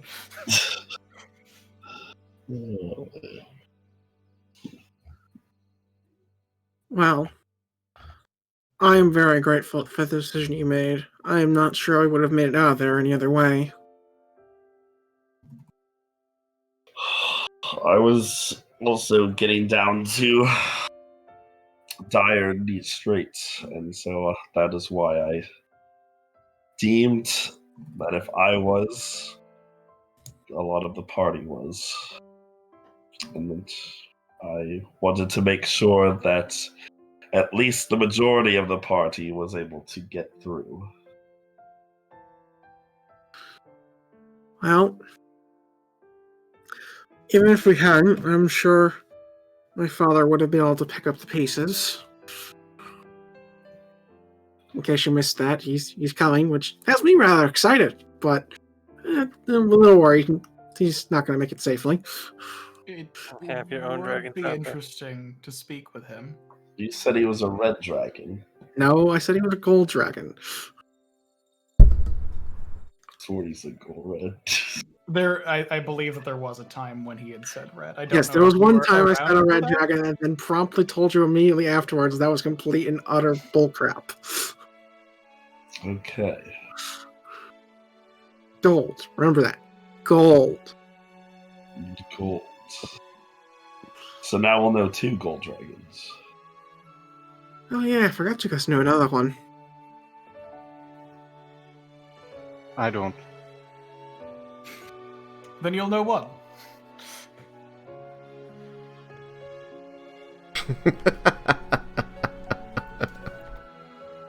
Turn the page.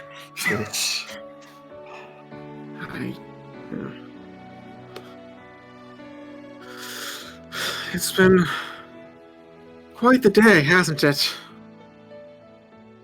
You're telling me I thought I'd be dead. Same here. Yukikaze was nearly there twice. In fact, he was there once.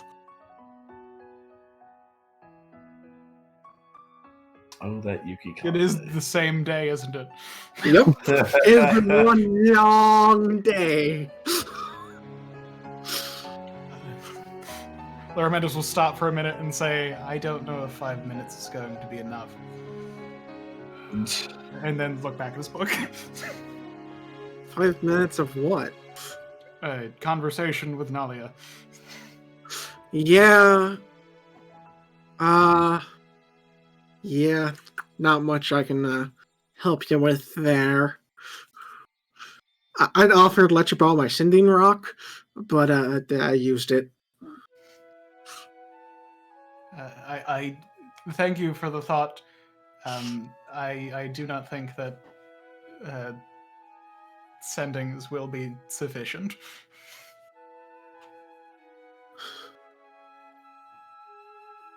And now I'm all out of sending scrolls. Quick question: how deep is this water? Only like 3.5 feet at its deepest. Like enough to sit in. Okay. You're in a hot tub. Yeah. It's Except, not you know, particularly hot. cold. Except gold. You're in a tub. Exactly as described. Yeah. So I was just thinking about like Jebel and Cyrus, how they would, because it looks like Jebel is deeper in than the rest. Jibble's drowning, little by little. Just slowly sinking, seeing if anyone's going to notice. I imagine it's just his eyes sticking up above the water. That's it, like a crocodile. He actually is a crocodile. He transformed. That would be concerning. Death log.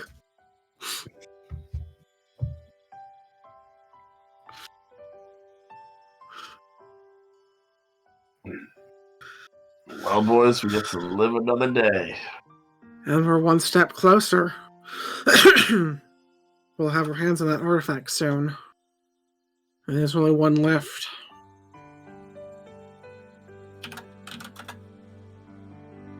Then we may just be able to do it. Poor Bala. She almost didn't have to face me anymore. We wouldn't want to deprive her of that opportunity.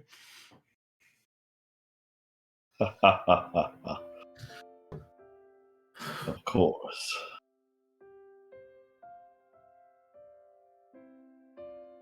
Well,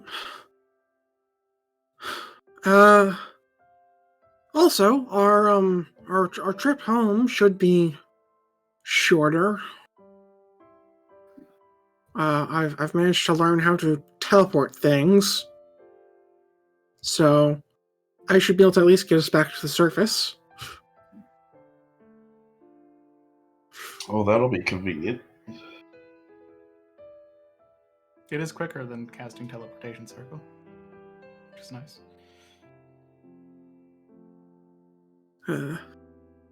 There's a couple places I think I can get with relative certainty. The rest, it's a little up to chance. Well, what I just did was a lot up to chance, so... Indeed. A very big risk you took, but it paid off.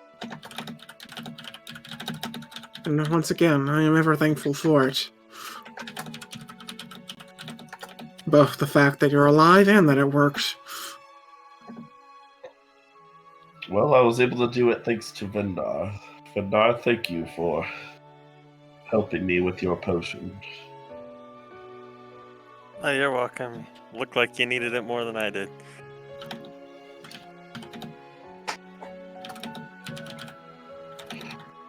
Yes, it was touch and go there. I thank you and Squeakers. He was very concerned. Squeakers doffs his hat, salutes you. Is Squeakers in the water? He's on my Squeakers- shoulder. Yeah. Dipping his paws into the water and wetting himself every now and then. You ever learn how to talk Umbralight to in that? the water. I believe I learned how to sort of communicate. Like, I can sort of understand him, but it's not really like words. Interesting. I wonder. I should try and detect thoughts later. When I have spell slots again.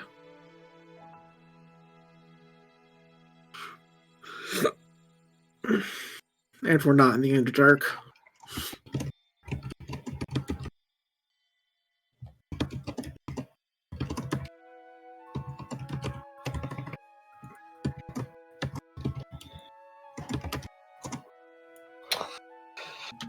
Oh, well, this was very relaxing. I think it's time to dry off and maybe relax on a nice bed for the rest of the time. I think I'm going to go see if that statue's still standing. And if it is, see if I can incite some people to knock it down.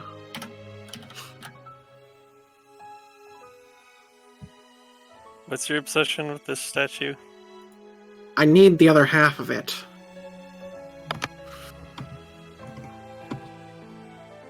Why? The portion of Roloth that's standing on a statue of Corellin, I believe, is the original. Is one of the original statues of the gods. You know, Corellin to be specific. And I have a way to restore it. And tomorrow I'd have a way to move it. And get it back someplace, topside, or perhaps leave it here if they'd like to admire it, keep it, whatnot. But regardless, I'd like to get that statue back to its former glory.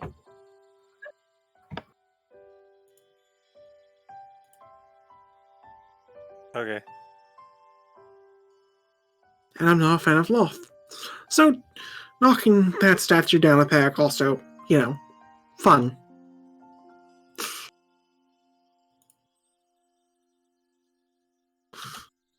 Especially since you did just try to kill us. Again. And what you did to her own followers. Yeah, that was, that was disgusting.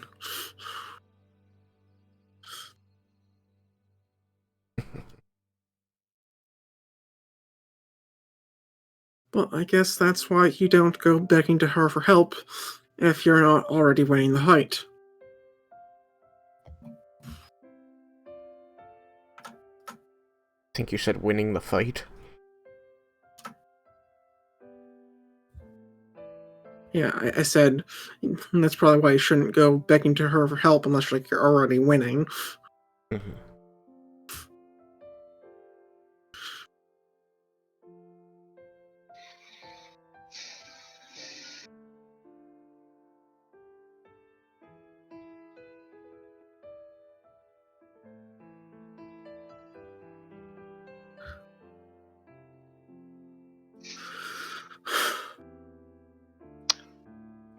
Well, I think I'm with Raiken on this one. I'm fairly drained. Gonna go see if I can get a nap in before tonight, and then find out if there's any if the drow have been treated.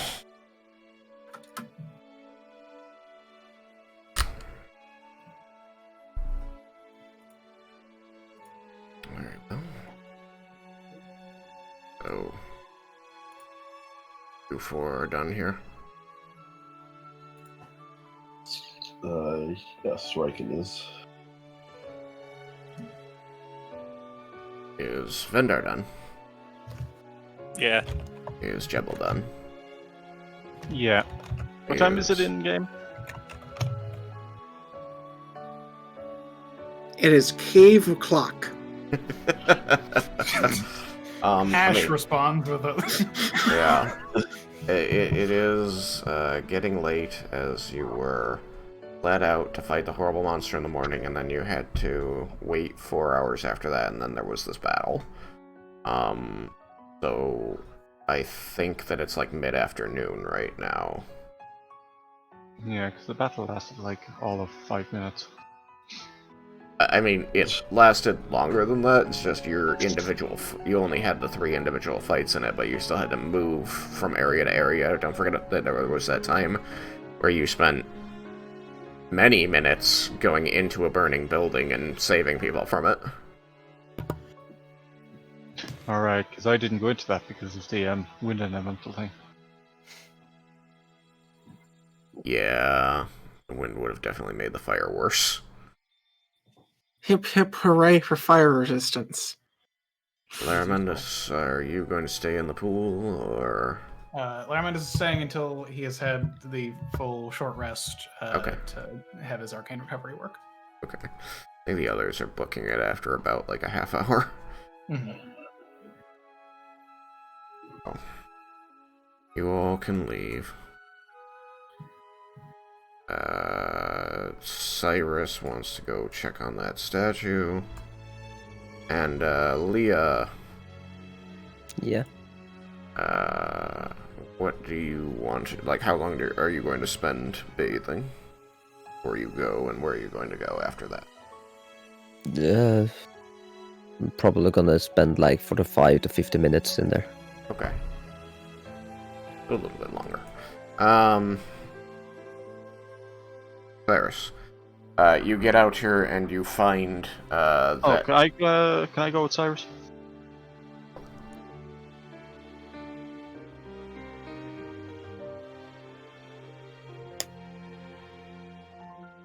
So you find that the many bodies of drow, both friend and foe, have been removed, and they're no longer littering the courtyard.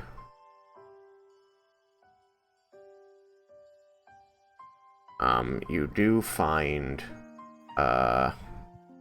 that the statue of Lolth, specifically, has been pulled down, and there are pieces of it broken, legs and limbs, all over the ground here.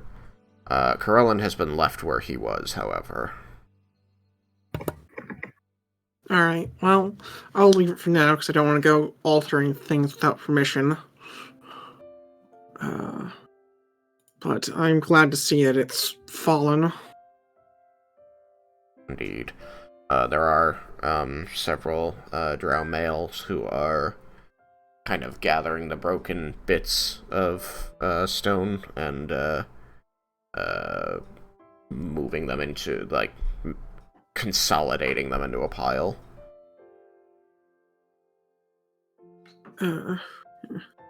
They clearly had no love for the statue. No surprise. Would offering to help interrupt my short rest? Yeah. Alright, then... But, I mean, you were told it was going to be several hours, so you can always just finish it later. That's a good point. I'll offer to help. Alright. Jibble, what are you doing as you see Cyrus involving himself in this?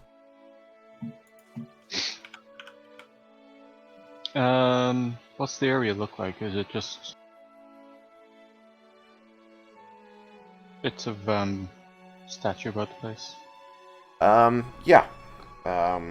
Effectively the area, the noticeable things are that the bodies you made earlier are all cleared away. Clearly, effort was spent cleaning up this area, as one of the first, since it's their center of governance here. And then the statue of Lolth was clearly pulled down, leaving just Corellin, prone, supine, actually, supine on the, pedestal.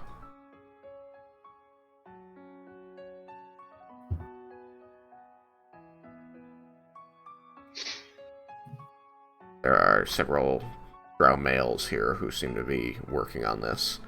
And as Cyrus begins helping to move the stone into the pile so that it's not in the way and can be dealt with later, they do stop and watch a moment. And then they converse among themselves. You hear them saying in Undercommon, That's one of the servers who helped fight the followers of Lolth.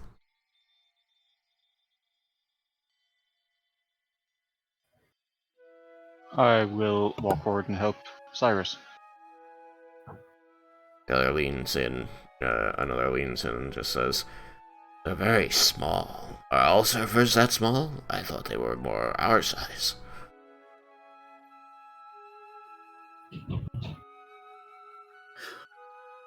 I'll respond and say, we come in all shapes and sizes. one of them over here just says, Good heavens, it speaks! Hello. I hope you don't mind me helping. I'm curious as to how you learned our language. I learned it from an old... from someone who used to live here. Zephyrius, I believe his name was. They exchange a look. Clearly, most of them don't know this name. One of them, the far one, kind of takes a few steps forward. Says, Zephyrius lives, He does. and On the he's giving surface. away the secrets of the Underdark to servers. He gave them away to people that helped create a city in which the drow could live on the surface in peace. He lives on the surface. And not as a slave, as an equal.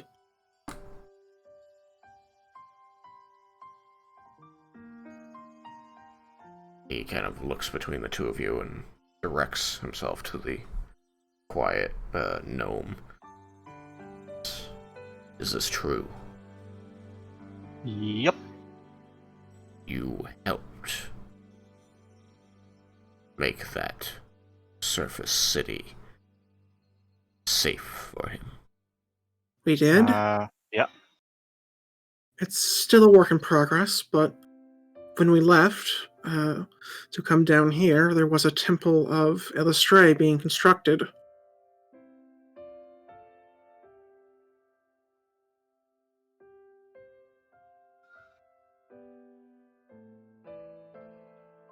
Just kind of folds his arms over his chest, hugging himself tight, and says, Never thought I'd see the day.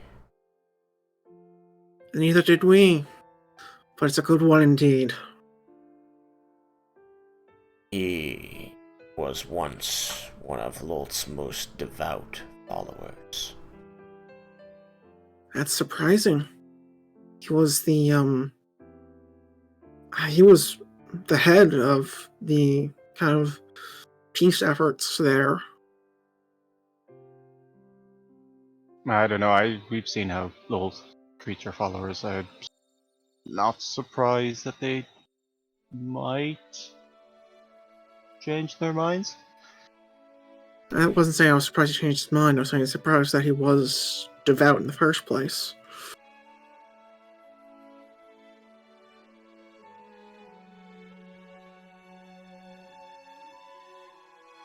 You have given me something to think about.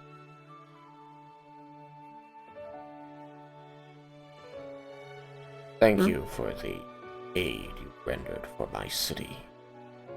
I know that it is thanks to you it still stands now, and not as a bastion of Lolth.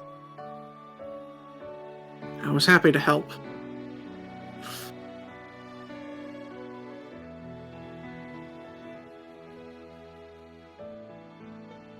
Oh, so was I.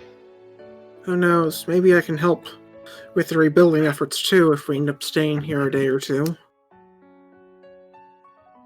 I am certain that your help will be welcome. If you'll excuse me, I have many new pieces of information to contemplate, and it seems there are more than enough hands here. I'll just nod.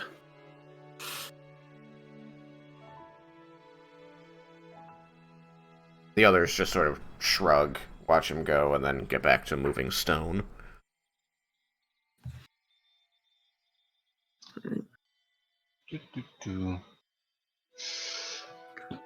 I'm rolling insight Okay. for like that last statement. It's a 22. Okay. He seems sincere. You don't notice anything terribly conspiratorial or divisive about him. He seems genuinely surprised. Okay. Get back to doing this. That takes you some time to fully clean up, but at the end of it, you have most of the portions of the statue that covered over Corellin removed and piled up over here, where they aren't entirely in the way.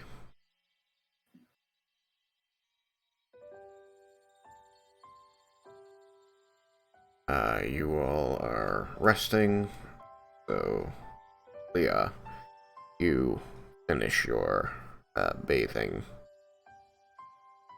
You know that Lorelei is quiet. Hmm. Where would you like to go? Well, back to the place where it was comfy. Okay. You head back there. As you walk by the front of the building, you do see Cyrus and Devil helping with this moving of stones effort.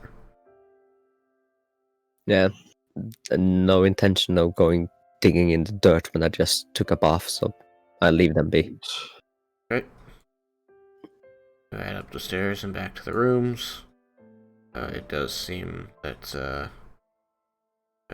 the others, less Laramendas, are here. But you can see the light of ash through the window. Okay.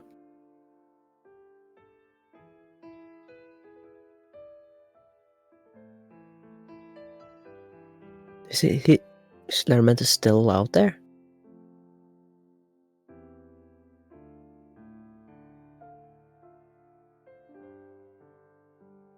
I guess everyone's sleeping.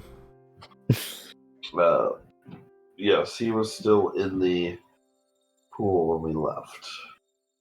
And I thought I spent a long time. a sudden image of Larmanus getting even more wrinkly from the water makes Leah shivers. More wrinkly. Yeah, old man.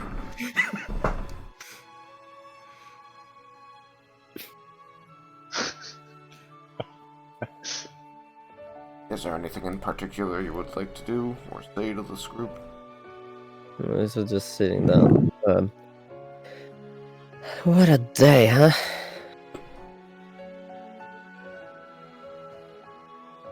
Yes, indeed. You have a lot to answer yourself for, Dad.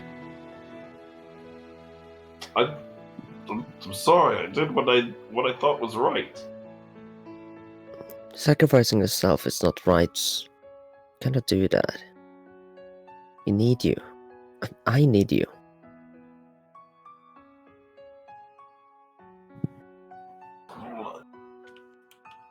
Yes, it would have been sad, but I know that you have everyone else here, and I know that I would not be completely gone. I would be in your memories. I would always be here with you. It's not enough. Besides that killed all the others, as we heard of, like the others followers accord. Why didn't it you? I guess maybe I'm a better follower.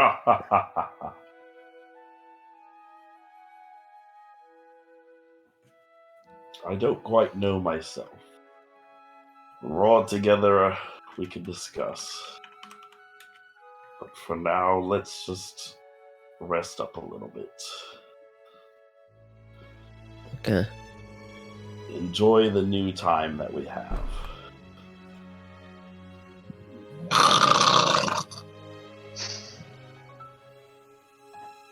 My thoughts exactly.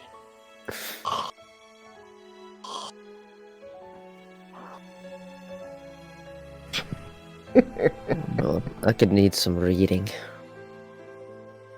Raiken's already passed out.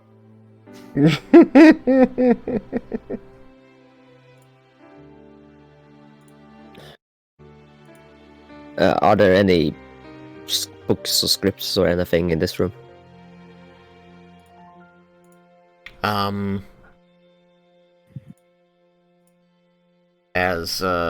As the battle would have just recently happened and things haven't fully gone, they haven't gone into historical cleansing yet. Most of the books, if any, in here would be about Lolth and the proper ways to follow her. Oh, you found the kinky books. Ugh. Yes, you found the Arachno Sutra. Oh. Oh God. Oh. Yeah. She's just gonna not ignore those books for now and just, well, do a little bit of a sightseeing in this room. Walk around, just investigating everything. Just being curious. Just within the set of rooms you were given? Yeah. Okay. Yeah, the area is primarily mixture of dark wood, dark stone, glass-paned windows that look out on small portions of the cave wall or area beside the building. You can see some of the other buildings of the area. Again, this is the top tier of the city, so from here you can see these pools of water and these buildings and how these pools flow out rivers that seem to lead down into the city. It's likely that this is their source of drinking water, which is why you notice that some of these, especially this pool here, is not connected to the others.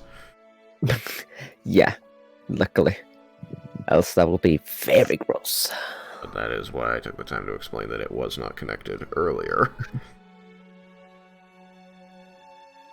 You do see people, drow, men and women, moving among these buildings.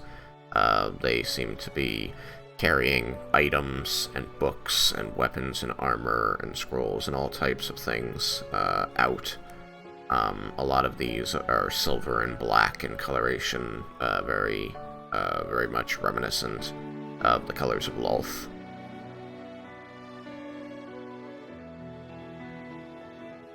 They do appear to be removing these things. You see that there are priestesses directing efforts as people fan out through the buildings. They seem to be just double-checking for any, secret hideaways that any more Lolthsworn might be using.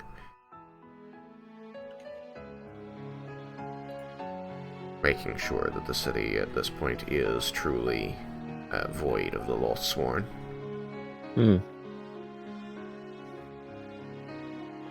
As for the inside of the building, again, most of the literature is in here is still about Lolth. They haven't replaced it with anything else or removed it yet, as they are focusing on other areas of the city first, focusing on putting out fires, focusing on dealing with the injured, the sick or the dying.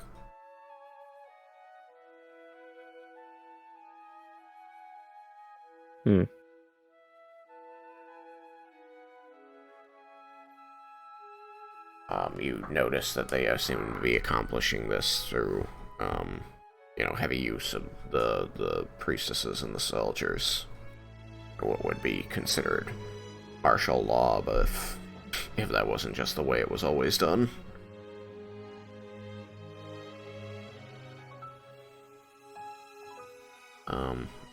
Much more to say than that. Like, this part of the building that they've given you is intentionally not super interesting. Yeah, it's just making them more bored. Laraman, as your rest completes, would you come back into the building after that, or where would you go off to? Yeah, I'd come back to the rooms once. So you come back to the rooms, and Leah is pacing around, clicking her tongue, seeming like a very bored child. Yeah. Is there anything I can help with?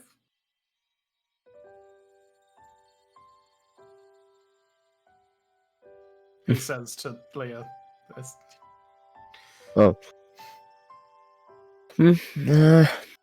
Everyone else does stuff. That seems a reasonable thing for them to do. All of the books here are about Lolth. What is it? Is there some reason why you're not also taking advantage of the moment to rest? I already rested in the bath. Would you like something to read that isn't about Lolth? That could be useful. While waiting for the priestess to come back. Is there something in particular that you wish to read? He pulls out his book.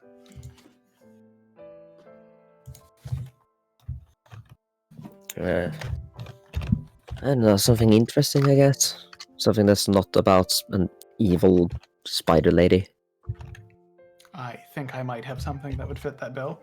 And he just opens it to a page and then hands it to you. Like, he doesn't even look at the book as he opens it. And then he hands it off to you. Grab it a little bit suspicious and say thanks. Just find a place to sit.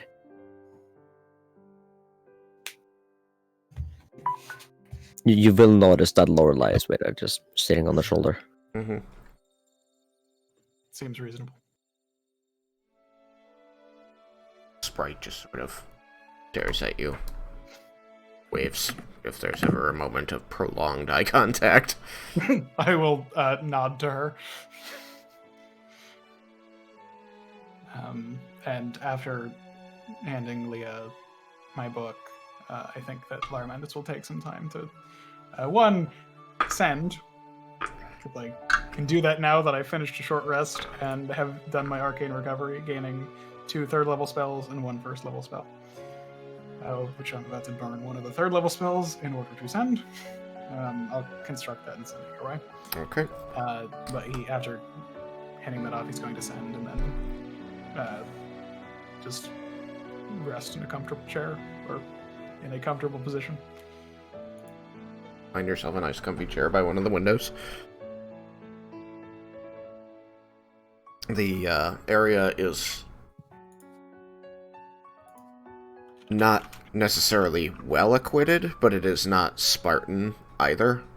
And while everything has that spiderweb affectation, reminds you of their former goddess Lolth, it is not without comfort.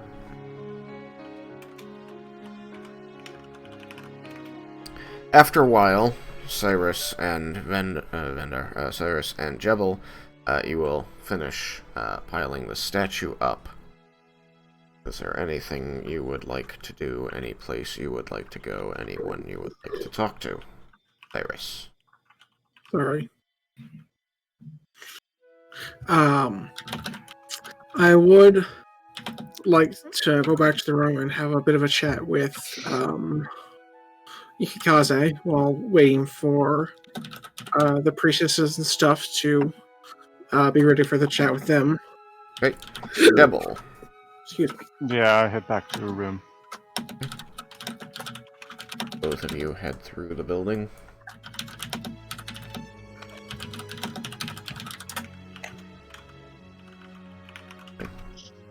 I could do that. You do find that split between a couple rooms.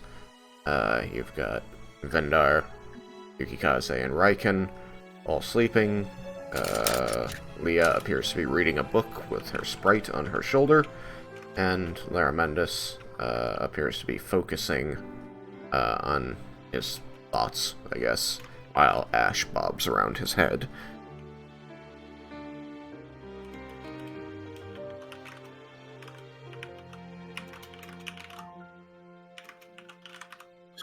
So we'll start with Cyrus. You go find Yukikaze.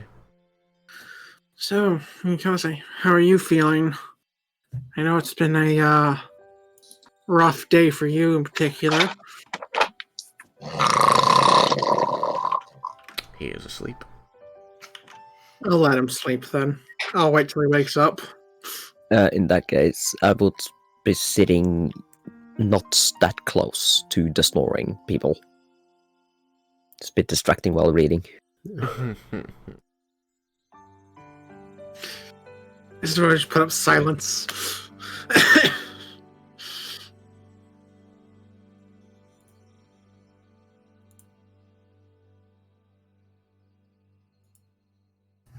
I mean, you're in a different room. Well, I've just divided it up, so you don't necessarily have to be near snoring. So, Laramandus is on the chair in here. With the snoring as a din.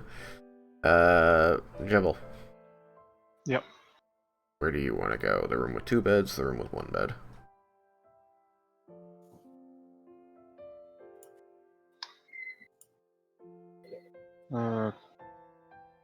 Two beds, I suppose. Okay. The 2 beds are occupied by Raiken and Vendar. They both appear to be asleep. Leah is seated in a chair reading a book.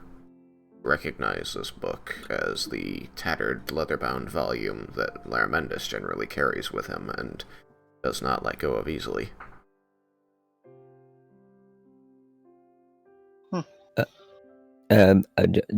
Just want to clarify a thing I forgot. After taking a bath earlier, Leah would use prestidigitation on their clothing. Okay, you're very clean And looking. also, yeah.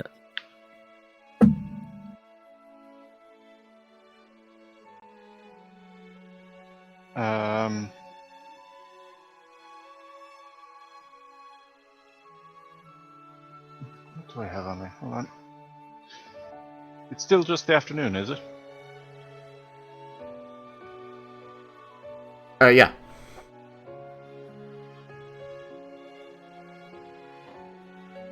So let me just see. What do I have?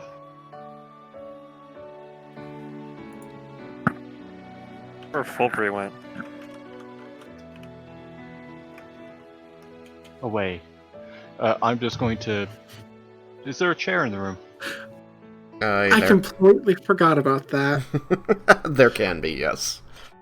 I'm going to hop into the chair and I'm going to take out that instrument I got from Garland and try to figure it out. Lee will wake up from the reading about Fulbury. What the? Where did she go? I have a question for Tristan. I assume the answer is no. But is there any chance we could hop back to a quick second when telepathic bond was still up?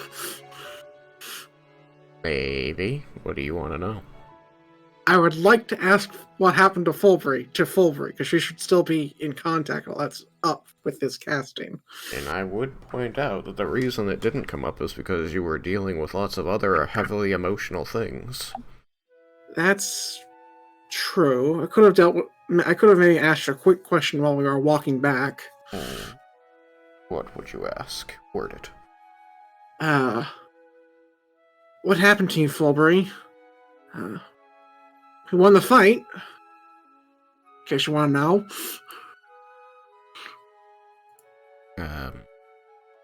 There would be a pause, and then you would hear Fulbury's voice in your mind, as she said, "It is good to know you survived. My contingency was triggered, and so now I am on the surface again.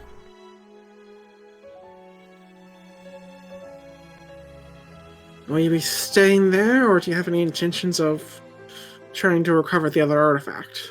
If the battle is won, then I have little reason to return the Underdark. You are already on your quest to retrieve these artifacts, and now should be in possession of 2. So, I will find another way to help in the fight against the dragons. More information is needed. And so I am sure our paths will cross again. I hope that they do. These are dire times the world is facing, and it will require as many heroes as can be mustered.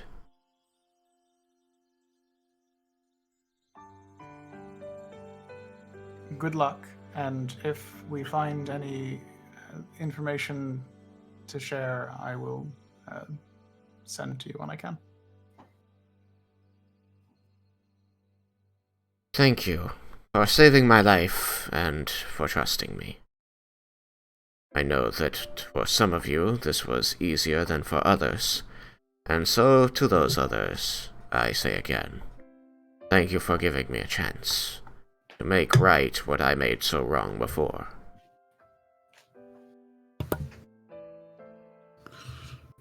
Okay, so since this was said telepathically, I mean, I guess all of us heard it. Yep.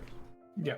Yeah, in that case, Leah would not wake up from the book at this point because This was a bit ago. Yeah, that is, as I said, why I would not have the response I mentioned earlier because there wouldn't be a reason to.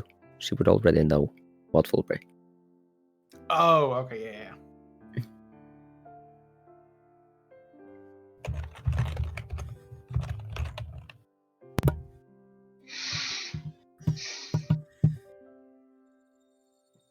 I am curious though what Leah is getting out of this book.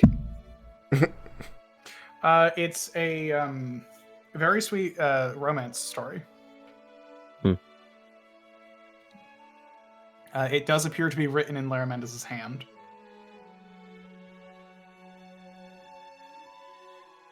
Which Leah is familiar with, I assume. The more you read, you realize it's about Laramendez and not. No. It does not appear to be about Laramentis, at least at a cursory reading. It doesn't sound like him either. Okay, so likely you just wrote over something you already read somewhere else. That would be a reasonable assumption that he had transcribed something. Yeah, transcribe that as word. No matter how many pages into the story you turn, you always appear to be almost exactly in the middle of the book. That is very curious, and upon noticing that, Leah is going to test it out. So you just turn a bunch of pages at once. Yeah. It appears to be the next page of the story that you were on. Huh. And appears to be in just about the same place.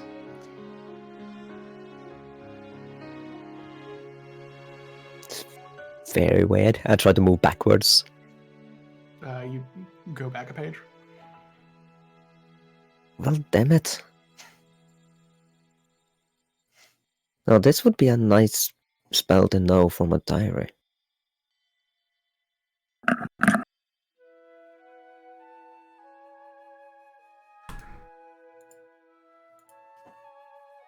I'm just gonna continue reading. She understood that this is some sort of protection or something. This book is magical. She's not gonna think more about it. But she do want to question Laramentis about it when it comes to that. That's entirely fair.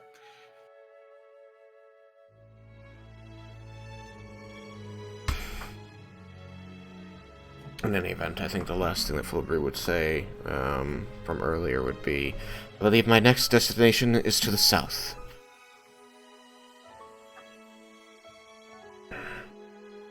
We will need to gather allies from Sudaran.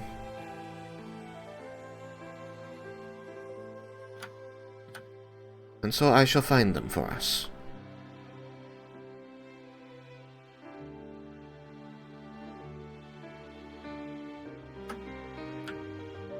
Again, I wish you luck, and I wish that my travels had taken me there, that I could point you to somebody that I know, but I spend most of my time in the middle of the continent. If I learn aught of import, I will send.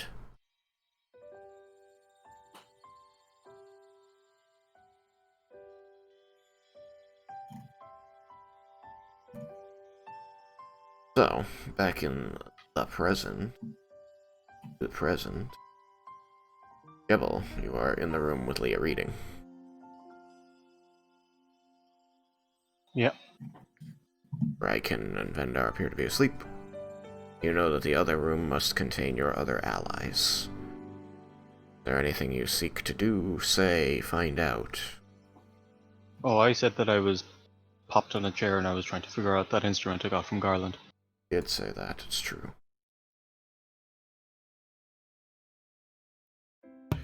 It turns out it makes the loudest racket in the world.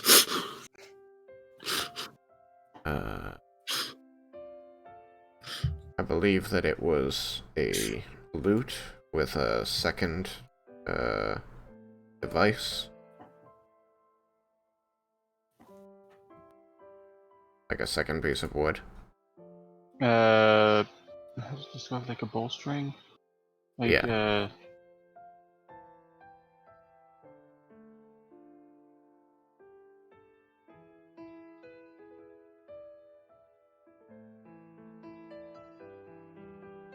The second piece of wood does appear to be a long stick with a strands of gut running from one end to the other.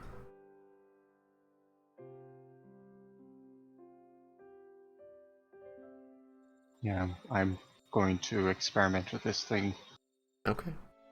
quietly. Quietly. Give it a wisdom check.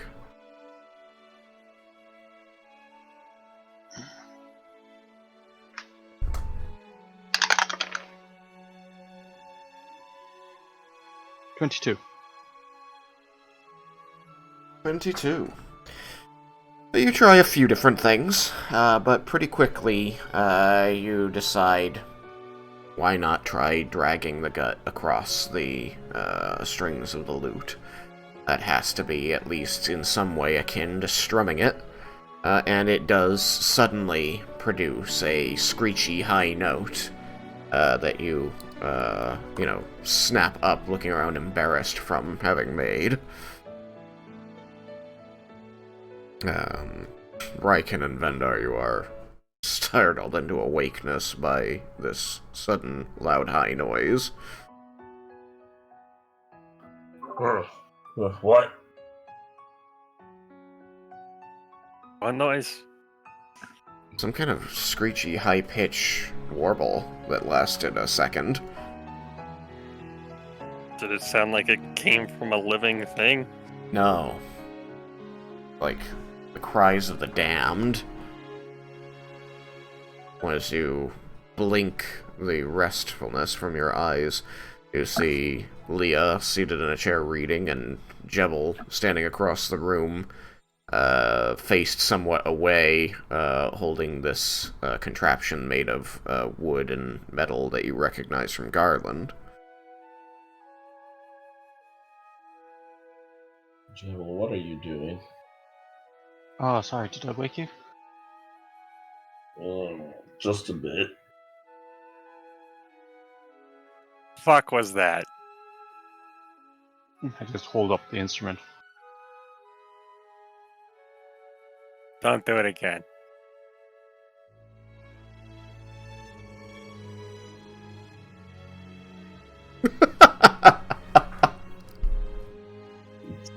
Okay, go back to sleep. I'm gonna pop out of the room, head into the other room. Alright, which room? Now that I finally made a third room, so that there will be enough beds. Do I know which room everyone else is in? Yeah, it's not hard to figure out. You can just check the doors. I was just wondering which one you wanted to be in. The one with everyone else. Okay. And here, Yukikaze is snoring loudly. And,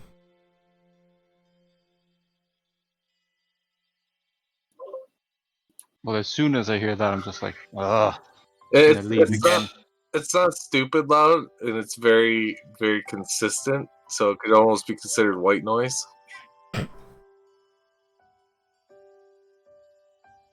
knowing that, what do you do? Or I just like, and I head into the other room. Okay, this one's The empty. other room. One's empty. I go into what's in the far corner, the upper left corner. The bed. Okay. Is there a chair in that room? Sure. Okay. Yeah. I'm going to move a chair over to the left-hand wall somewhere, Yep. and then just Sit practice before with the it a bit window more. and you begin squeaking out notes, slowly learning how to hold the string and how to drag it, the bow, and how to drag it in order to produce less painful noises. And because of your talent for such things, it does not take you too long to figure out how to stop producing the unpleasant noises. And I would say within the space of another hour, you'd have the rudiments of one of the songs you know down.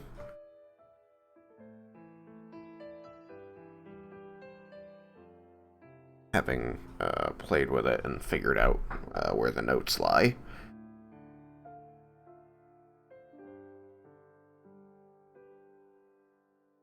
Cool. Well, I'm gonna keep at that. Okay. Until such time as I'm called for something. Okay. Well, then if there is nothing else, we would skip into evening. And you would be summoned by the priestesses.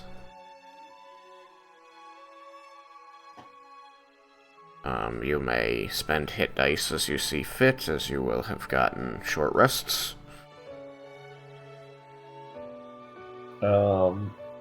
That potion that I took, did it say something about hit dice? I thought. They always come up maximum. Okay. Sweet. So,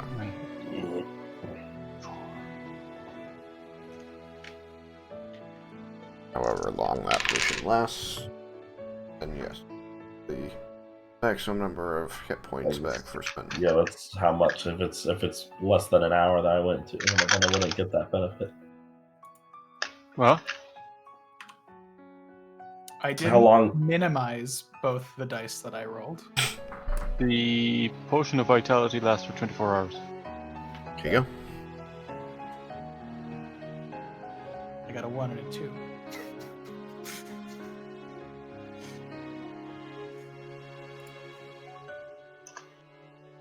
It's still bloody.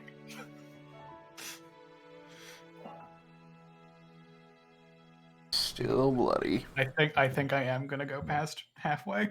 I don't want to be bloody. Using different dice. Yeah. Neither did I. I had to spend all of mine.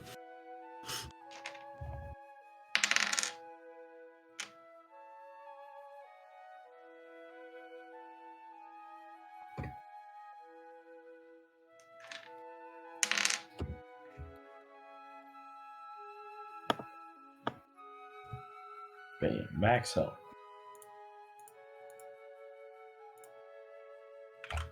Okay. Once everybody has spent the hit dice they want to spend, just let me know if you're still bloody or not. Vendar, No. Raiken, Definitely no. Yukikaze,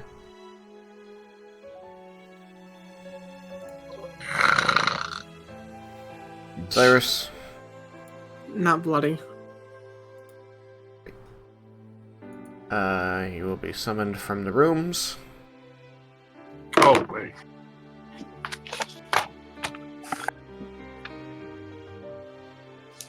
Wait, what was just happening right now? Sorry. I responded with that. And Short rest. So if you want to spend hit dice, oh, yeah, so better. that you gain HP. Yeah, better.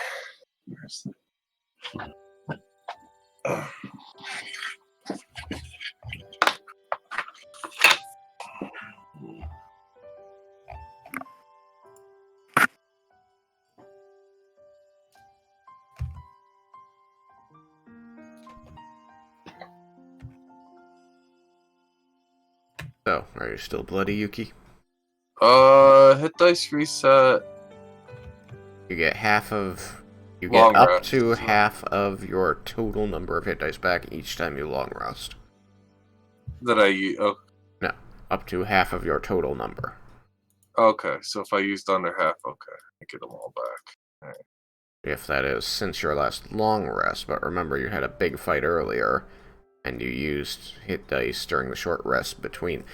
This is still the same day that you fought the big monster with all the elements. Yeah, I know. That's why I wanted to pass the fuck out. It's why I can't teleport things today. Alright, so we're gonna use that. Alright, so we'll use 4. I mean, you're out of spell slots and points.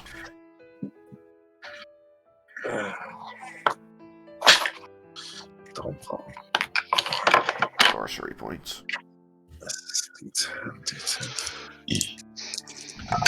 Leah is also not blooded. Yes. She was actually 12. by one point, so I didn't notice before you now mentioned the roll thing. I saw that, oh, I'm actually 1 point into blooded, so I should use 1 hit die.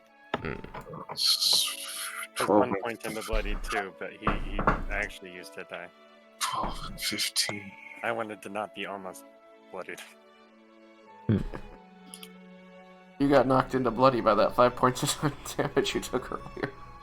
I did. It put me 1 in the bloody. Yes, exactly the same actually. That the last spider put me in. Alright. Short rest has been taking, and I am not bloody. Okay. So, you are summoned from your chambers as you leave. You are stood before Morwen Alanthi and a couple soldiers, and they say, "We have the city in a much better state than it was. It will take a few days to fully reorient everything properly, but we are prepared to share a feast, celebration of the victory of Illustrae over her mother." I just want to say, I gave Laramedus' book back as soon as we met up outside the door. Good. Thank you. We need to talk about how the magic on that worked later. I'm very curious. I would be glad to tell you everything I know. So if you would please attend us, we would join the other priestesses, soldiers, and citizens.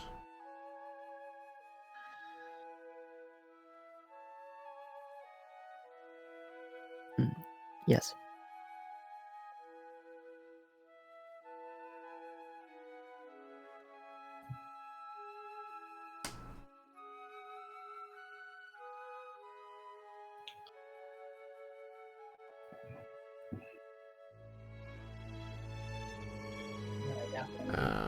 Gonna grab a few tokens, but the understanding will be that there are a great deal of drow priestesses, soldiers, and citizens in attendance. Are there any driders still around? Yeah, there are two. Wasn't Morwen a Drider? Morwen is not a drider. Morwen is a drow.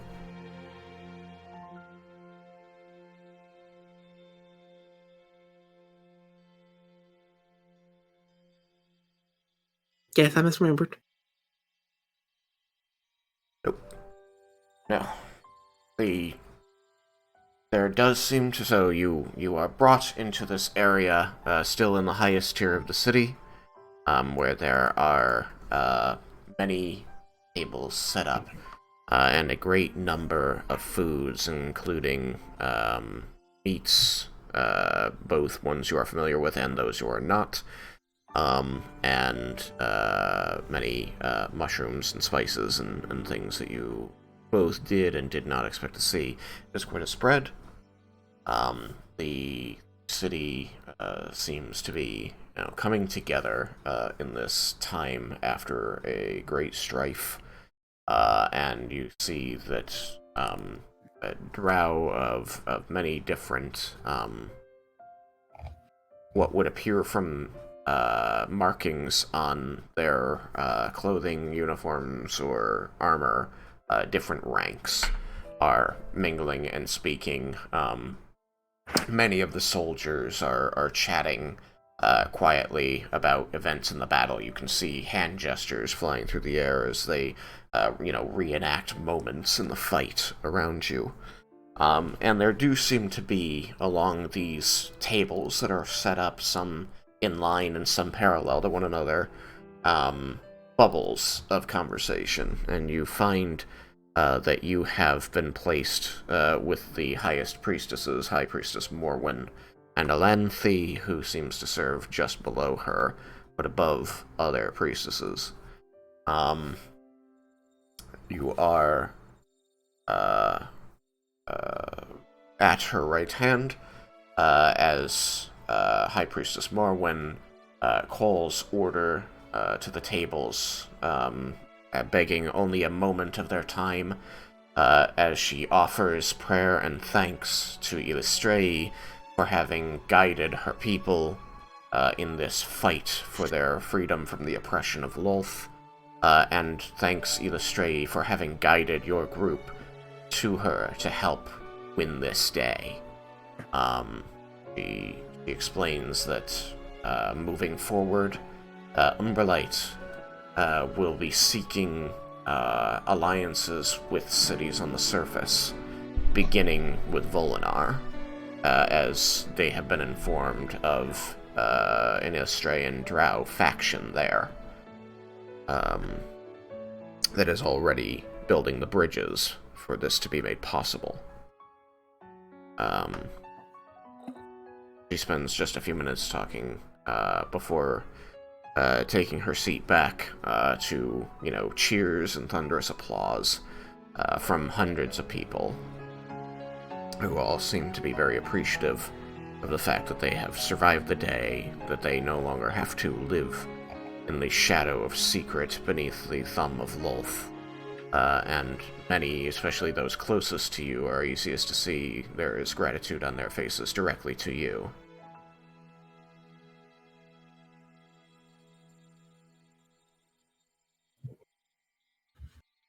So, as the speech concludes and the conversations begin to spark back up, people taking food and talking with those next to them,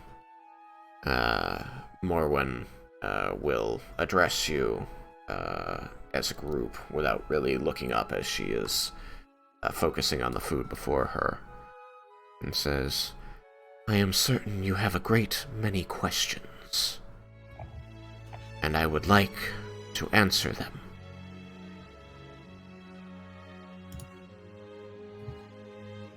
We have time now, so I would take advantage of it."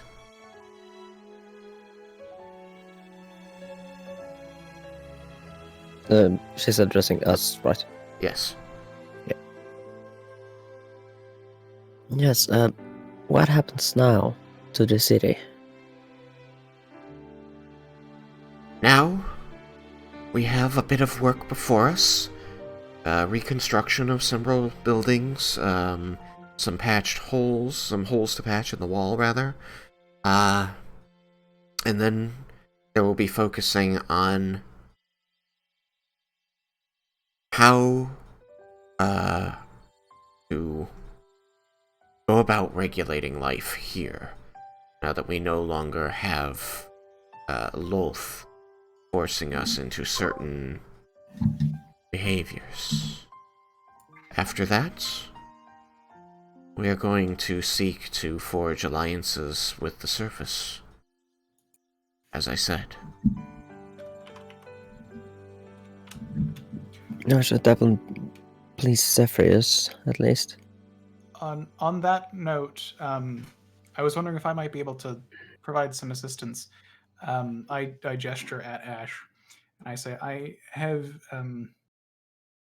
a tool with which I can communicate with somebody far away for an extended amount, or for about 5 minutes.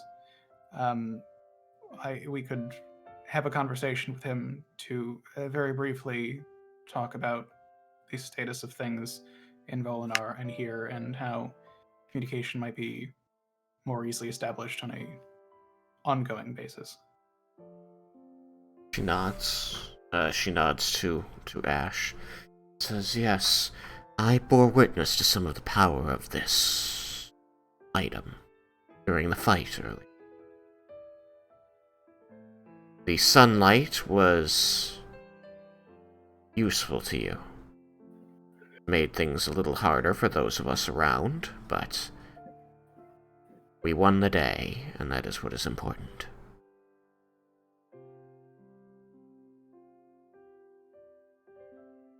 Very well. After the feast, we shall arrange to have your communication. If you can speak with this city that Zephyrius is currently residing in, especially if we could speak directly with Zephyrius, that would be very helpful.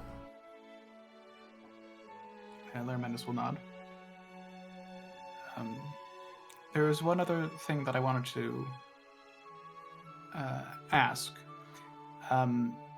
If I have some magical knowledge that I would wish to impart on the wizards here, but I don't know who I would need to speak with. You wish to teach our mages?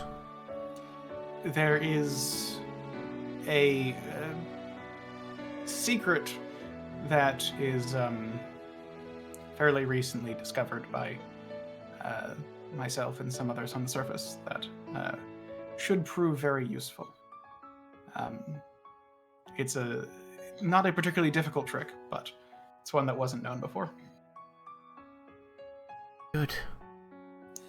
We can do naught but accept this offer of kindness, and an olive branch of the Alliance we are here today forging.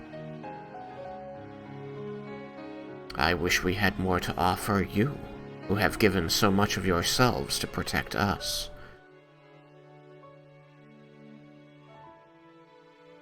You seek the artifact that was taken from the seat of Bahamut. That is correct. I should very much like to give it to you once this feast is concluded. And at that time we can discuss these other matters that require speaking with those on the surface and mages.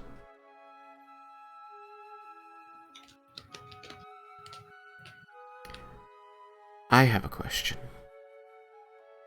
Cyrus will kind of perk up at that. Yeah, Leah is stuffing her face with food. She's done acting and just... she's hungry. Is there aught else that we can offer you that we have not thought of? There is a little information I could use if you have it. Through my research, I have been, it is my educated guess that a number of statues and one magic item in particular had been taken by Drow and taken into the Underdark. And I'll describe the different statues, and I'll say, I see what looks to be the remnants of one of them here. I was curious if perhaps near the locations of any others that I might be able to restore them. The statues you describe. Memory serves, our histories, sparsely kept though they are, orally describe that such relics had been captured from the surface by Lothsworn many, many centuries ago, and they had been split up among the most powerful of Loth's cities here in the Underdark. There was a time, that is not now, that this was one of the strongest bastions of Loth, and so her greatest enemy's likeness was transported here. At least, that is how the stories went, that supposedly this image of Corellin came from the surface. Well, it would be my request to be able to restore it. I'd either have you have it on display somewhere here, or allow me to have it sent someplace else that it may be admired. As I understand, it may send slightly the wrong message here, since this is a place of Illustray. If you have a way to transport it, we have removed Loth from the statue. Then you shall be allowed to take it with you. I believe I should have a way to transport it tomorrow. Out of character, Tristan, you did say it was like within it was not larger than 10 feet in any dimension. Yeah, I think it was 10 feet tall. So 10 feet at its largest, meaning that it fits. Alright, then I should be able to cast teleport on it to send it someplace. Mm-hmm. At least once you've separated it from the pedestal, it would be, yes. Yep. Then it shall be yours. We shall forge a more fitting statue. Place there. Lanthy cuts in and says, "Yes, we can finally have an image of Illustrae for the city. It will go well."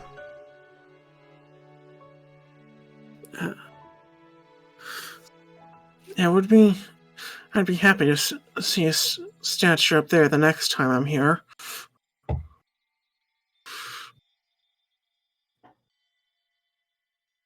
You have not asked, Lanthy points out, but I am certain you wish to know where the final artifact of Bahamut wound up. If you know, yes, that would aid our search immensely. Yeah, that's why we're here. As my lady told you yesterday, we were no small part of the plan that removed those artifacts from the surface. We do know where it should lie. Apologies if we've forgotten details. I was not privy to some of the information, and it has been a long day. Indeed. A lot of information hasn't been directly said because we were afraid of spiders on the walls. So it's mostly me and Larry that knows the full details. Now that we can speak freely of these things, as Lolth is already aware of our treachery against her, further deepening that rift will not cause any more problems than we already have. She looks to Morwen, who just nods. We would be happy to share this information with you. You who have come so far and given so much to help us.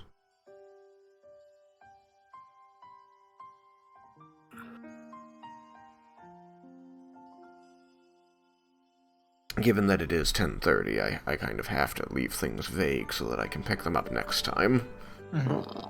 Alright. I think that's fair. But you have attended the feast. They have verbally confirmed that they will be giving you the item you seek and information on the other item you seek. Hey, we're finally out of combat. Does that mean we get XP? It does mean you get XP. I have no idea how much right now. Hang on, I need to find out. 1 million XP. I mean, it's certainly Straight not, to level 20. not going to be insignificant. Let's see. Alright, we'll spend last couple minutes with me calculating that, and then we'll sign out. Actually, I'll just end the transmission and I'll give you the XP. That way it's not just a long silence. Alright, so, thank you all for joining us in the conclusion of Raiken's sacrifice. Yeah, we don't have to change the title anymore. I mean, we could Everybody still still change the loves title. Raiken. I'm Like, okay. everybody's like, yeah, title. you know, Raiken, he's, I know him. He's Yeah. okay, guy. He peaked. We're done with him. Yeah, we don't have a number. Everybody's okay with Raiken. So, there's no need to rush the XP, just Now set it starts up. the conversion between everybody. Everybody loves Raiken, everybody hates Raiken. Alright, I'm gonna end the transmission.